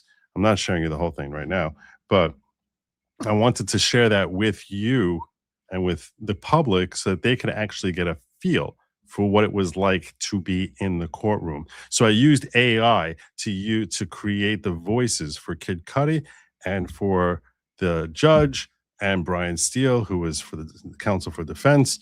And I used AI to create a voice for the attorney who no one ever heard of before. So it's not actually her voice because you can't get her voice, but a different woman's voice who's a famous actress who I kind of let you try to figure out who she is during the course of the video. And I've been working very hard on this, and I just want you to get I'll give you 60 seconds of it, just because I want you to understand just how cool this is coming out, because I'm very proud of this. And I think you're going to really enjoy it, and I'm hoping that when you enjoy it, you'll give it a like, drop a comment, maybe share it, and stuff like that. So I want to give you a flavor. I'm going to be dropping the full video of this later I expect, God willing, to be dropping this later this week. So I just want to pimp this, and then we'll come back to the whole Iran liberation salvation coverage. So this is what I've been working on, and working crazy number of hours on this. The government calls Scott Muscati. Welcome. Just come right up here. Do you swear or affirm to tell the truth, the whole truth, and nothing but the truth? I do. Can I ask you to please give the court your first and last name and spell your first and last name? Scott Muscati, SCOTTMESCUDI. Ms. Johnson, you may proceed. I'm actually taking that out.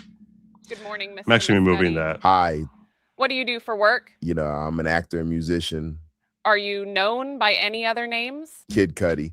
Miss Foster, could you please pull up what's in evidence as Government Exhibit 2A401? Mr. Muscati, do you recognize who's depicted in Government Exhibit 2A401? Yes. Who is that? Cassie Ventura. Do you know Miss Ventura? Yes. How do you know Miss Ventura? We were friends, and we dated briefly. How did you first meet Miss Ventura? Just at an event in New York years ago, around 2008. Did you ever collaborate professionally with Ms. Ventura? Yeah, we worked on some music together. You also mentioned you dated briefly. Approximately when did you date Ms. Ventura? You can take that down now, Ms. Foster. 2011. Mr. Muscati, who else, if you know, was Mrs. Ventura involved romantically with around the time that you were dating her in 2011? Sean Combs. Mrs. Foster, could you please pull up what's in evidence as Government Exhibit 2A101? Mr. Muscati, do you recognize who's depicted in Government Exhibit 2A101? Yes. Who's that? Sean Combs. Is that the same Sean Combs who was romantically involved with Miss Ventura? Yes. You can take that down now. So that's Mr. Muscati, when you first were dating Miss Ventura. That's a sampling of what I'm working on. That's a sampling. And the testimony that he gave was crazy. He ends up telling over stories in there, which about his real showdown where he's, where Diddy breaks into his house, sets fire to his car and a face-to-face meeting with him. It was really dramatic. So I plan on basically, you know, and this is none of this is made up. This is just the transcript brought to life through AI. So you're actually hearing, I'm trying to make it feel as much as it felt like when we were sitting there in the courtroom. Because I feel as if this is something the world should see. So when this is supposed to drop later this week, I'm hoping to drop in the next couple of days. So when you see it, if you can just, you know, like, share it, and, you know, there's something now called hyping also, that you can hype a video. So if you can, I don't know what that does, but I'm sure it only helps the algorithm. So if you can help do that at that time, that would be very cool of you also. So that'll be later this week. I'll let you know when it actually officially drops. I'll drop it first, the notifications of it in locals at goodlogic.locals.com. So I just wanted to share with you that is coming. I wanted you to be aware of that, because it's something project I'm working on. I'm very proud of how it's coming along so far. So it still might change some of the things you saw in that. I think that the card where I mentioned Judge Sobranian is something I should move later in, because it just doesn't feel like I should talk about Kid Cudi at that point. But anyhow,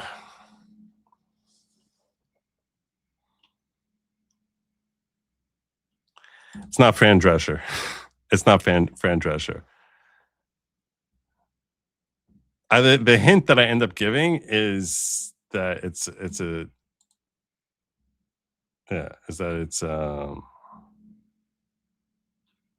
well, I drop a hint in the video as to who it is. So you'll have to catch a video for that. We'll see. I figure if I drop hints like that, it helps the algorithm, because people will be guessing like on who it is. So that's why I'm sort of keeping that under wraps for now. Anyhow, there was this moment also, you know, speaking of AI, I thought I should share this with you. This is kind of funny.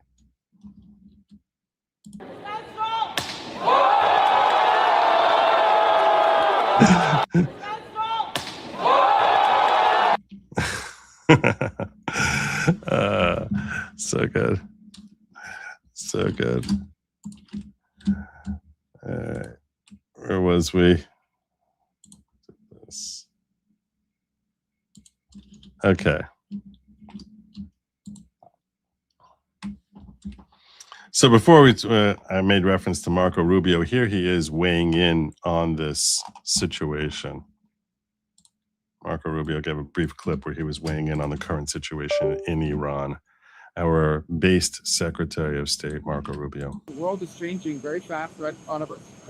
The old world is gone, frankly, the world I grew up in, and we live in a new era of geopolitics, and it's going to require all of us to sort of re-examine what that looks like and what our role is going to be. And we've had many of these conversations in private with many of our allies. We are our allies, and we need to continue to have those conversations. And I think Saturday, hopefully, in the meeting we'll have there, we'll move to some end. The world is changing very fast right in front of us. So that's his weighing in, being a little bit cautious, because he's like, no one knows because he recognizes no one knows what's going to happen.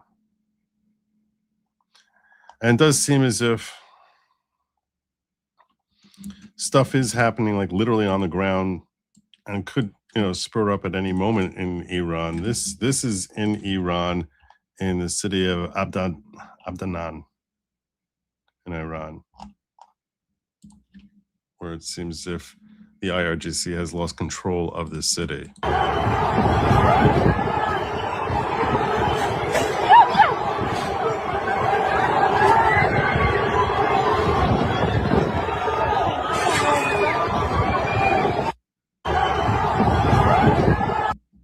So, yeah, everything is very fluid right now.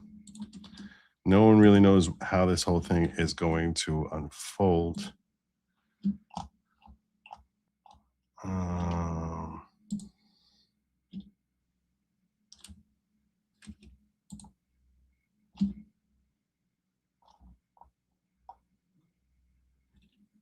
Here's Dan Bongino weighing in on it.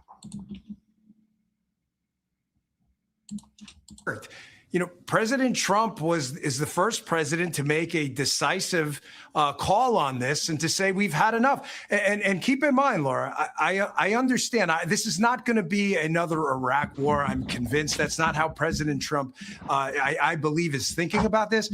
But the folks out there who are criticizing him, you have to understand, like, he gave them a long runway for diplomacy. He's been talking about since 2016 the fact that bombing and taking out and decapitating the regime is an option. He gave them a number of opportunities to take an off-ramp, and they just didn't take it. And now they're dead. That's true. I have, I think, a longer clip of him over here. Is this longer or is this the same clip? That's the same clip. All right. And someone pointed out everyone in this video is dead. Everyone in this video is dead.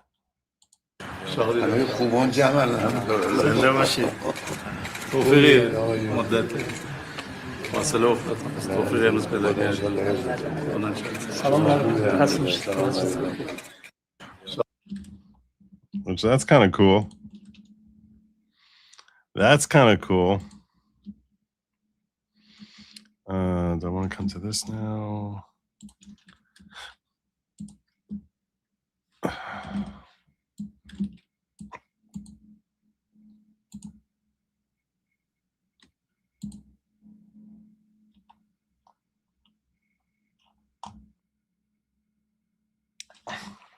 This was also, speaking of everyone being dead, Khamenei's family wiped out in strikes. Iran state media confirms Supreme Leader Khamenei daughter, grandchild, daughter-in-law, and son-in-law were all killed in U.S.-Israeli strikes.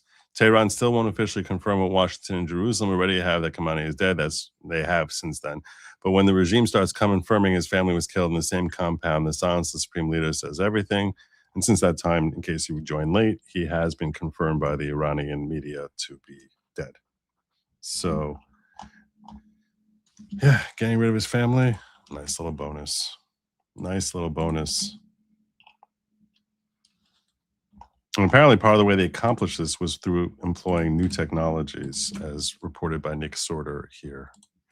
The U.S. military used some new capabilities in these strikes. For the first time ever, the U.S. military used one-way attack drones in combat. One-way attack drones. I think we're the first to report that, but there were hundreds of targets in what is being described to me as a multi-day operation. The Iranian response has been ineffective, I'm told, but then I'm also getting reports that a large number, possibly 135 Shahid drones, those are Iranian drones, may have targeted the U.S. Navy base, the head of Fifth Fleet in Bahrain, and may have struck targets there. But again, we don't have the battle damage assessment yet. We're waiting for CENTCOM to see what has been struck, and we expect to get a briefing later today. The U.S. military used some new capabilities. So, yeah, there was another thing here that I just want to make sure I didn't miss that I think Evan Parker put out.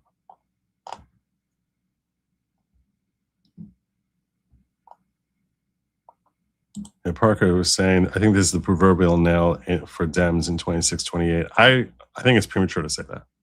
I think it's very premature to say that. It's very premature to say that.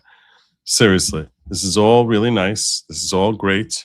It's January. It's what, February? I guess now technically it just became March 1st. It's March 1st. People don't tend to remember stuff from March 1st. So this is, we bombed, we successfully bombed Iran in August last year and still got creamed in the elections. So I think it's very early I wouldn't say this. It's nice. I'm sure they're going to talk about it. I'm sure it'll come up during election talk, but being realistic, at the end of the day, for Americans, they care about kitchen table items, and this is not a kitchen table item. So I don't know how much this will help us in elections, but can't hurt. Hype is on a mobile phone only. You get 3 hypes per week. Creators can turn off hype. Videos have to be less than 7 days old. Oh, okay, cool. Thank you for informing me of that. I saw that I had the opportunity to hype a video, and I was like, do I yeah. I was like, I don't know what to do with that. Meanwhile, while the entire world is celebrating, the left is busy crying, like in New York. Stop bombing Iran now! Stop bombing Iran now! This is not a real. This is so non-organic. We want justice, you say how? We want justice, you say how? This stupid pre-printed signs. Hands off Iran now! Hands off Iran now! No war with Iran! No war with Iran! No war with Iran! No war with Iran! No, I don't want war with Iran either. No war with Iran! If this is the reaction. This was put together by People's Forum or something. One of these stupid leftist organizations. No war with Iran! The People's Forum, a stupid leftist organization. People are just. People's Forum is an NGO that has received over $20 million from a billionaire who lives in China with ties to the CCP. The NGO's primary funding, over $20 million, Neville Roy Singham. Singham's residence is in Shanghai. His business ties to the CCP and he attends CCP-related events. He funds media outlets echoing Chinese state narratives. So, yeah, that's where it's coming from. That's where it's coming from.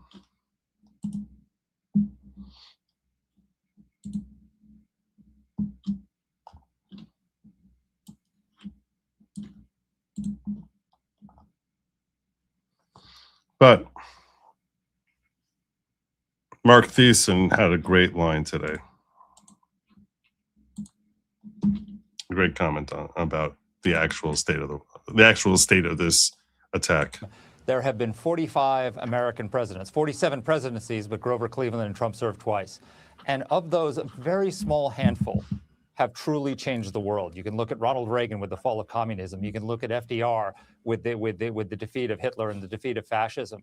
Donald Trump is going to stake his place today as one of the most consequential commanders-in-chief in American history. And it's important to remember, this could have gone very badly. We just saw the State of the Union where he gave the Medal of Honor to Eric Sloper, the helicopter pilot who carried out that mission to get Maduro. That was an incredibly risky decision by the president. If that helicopter had gone down, it could have been his Desert One. The risk involved in this operation was 10 times that. And he didn't flinch. He made the right decision, and he's going to change the world because of it. It's remarkable. It's a remarkable accomplishment for him. Remarkable.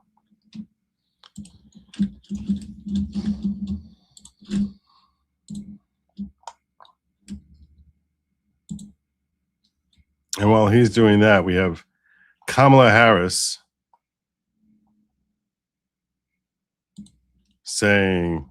giving her statement like an idiot.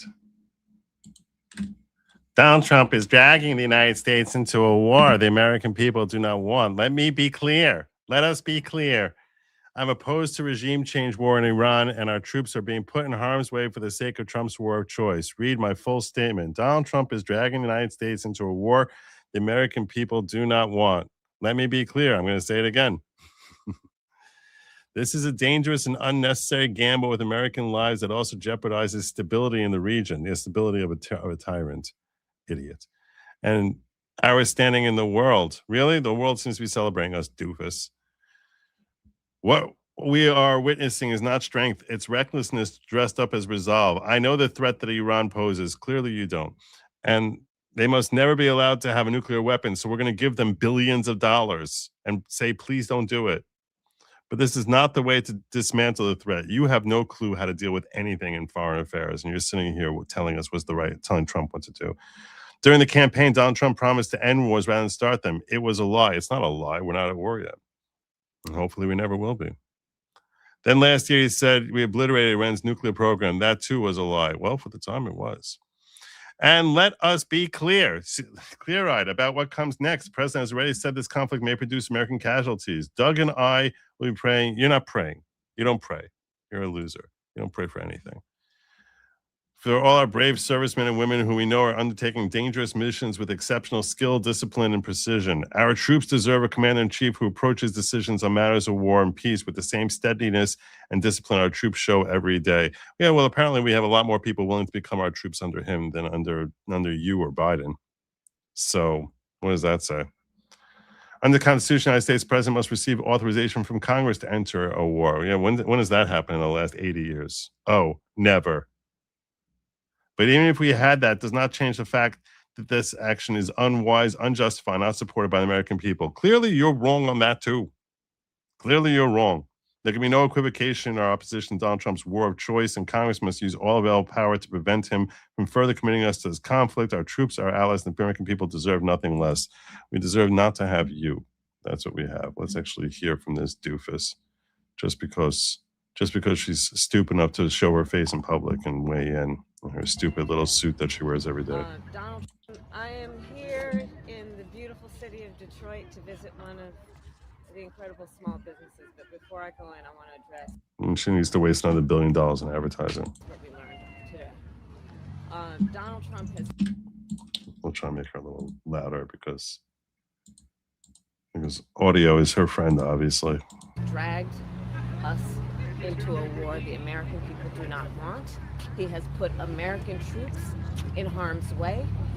I unequivocally oppose this war of choice, and everyone should. And the bottom line, when it comes down to it, is that if we want to stop Donald Trump with this random decision that he has arrived at. What makes you say it's random? What the hell do you know about what's happening in foreign affairs that you have the audacity to label this random? Doofus. Then Congress must act, and Congress must act immediately. The American people do not want our sons and daughters to go into this unauthorized war of choice, and I unequivocally oppose it. Doofus. You're a loser. I want to close with this guy here.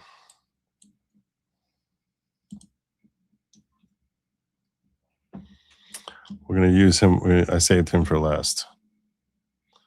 I'm just doing a quick roundup to make sure I didn't miss anything in the ghetto or in locals, because I always feel like a terrible human being when that happens. Oh my gosh, what is that?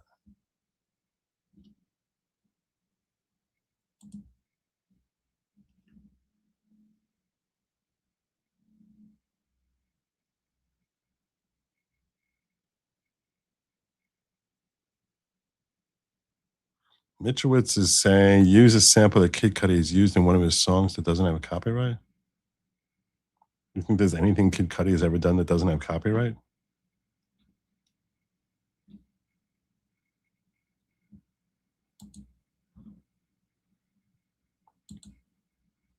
You guys think I should add music as a background? I'm gonna make a poll.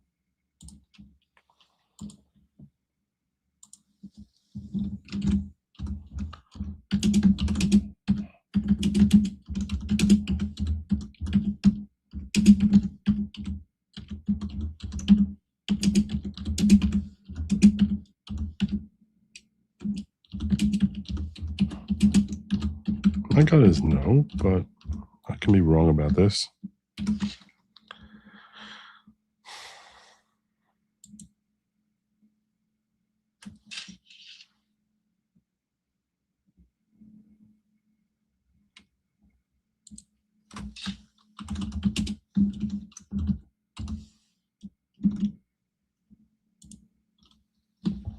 Let's see what you're gonna say. I will be streaming tomorrow evening because we hit our goal. And that means I'm streaming tomorrow. So that's happening. So I just want to give you a heads up on that. But let's see what we got here from this guy. Is Trump perfect? Absolutely not. But who is? I sure as hell ain't. And neither are you. But I'll tell you one thing, you're gonna miss him when he's gone. He brought back something that we almost forgot about, and that's nationalism. Not hate, not division, not white supremacy. He brought back pride. Pride in the national anthem. Pride in the American flag.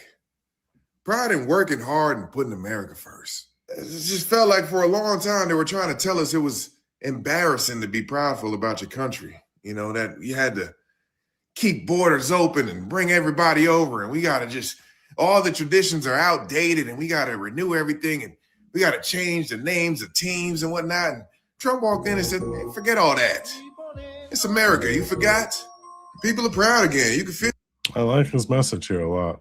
it. Trump stands tall on the world stage. No more apologies for being American. You can criticize him all you want. You criticize his tweets, criticize the tone. But who's he going to put in the White House? Kamala? Seriously? Who you going to put next? AOC? Hey, we all remember when Biden was in office and how embarrassing it was to be an American. We looked silly. It was a joke. This guy, he don't know what the hell he doing. He probably trying to eat an ice cream sandwich with his 2 thumbs. And that was the president of the United States. Who are you going to put next? You really think Jasmine Crockett will go toe-to-toe with the cartel? When is the last time you seen anybody go toe-to-toe with the cartel? You know what they do to people? They will literally cut your head off with a chainsaw and feed it to dogs in front of your children. And then do it to them next. But you know who's not afraid of them? Donald Trump. Y'all should be ashamed. Y'all should be embarrassed for hating on him and talking mess about him. This guy is the bravest guy I ever seen. When somebody reminds you to stand up straight and put your hand over your heart and believe that you live in a country worth fighting for and dying for, that's not politics. That's identity. And when he's gone, you're going to realize how rare that feeling was. You're going to miss it. That was fire. That was fire. That was great. And that was the best message for me to close out on. God bless Donald Trump and God bless the United States of America.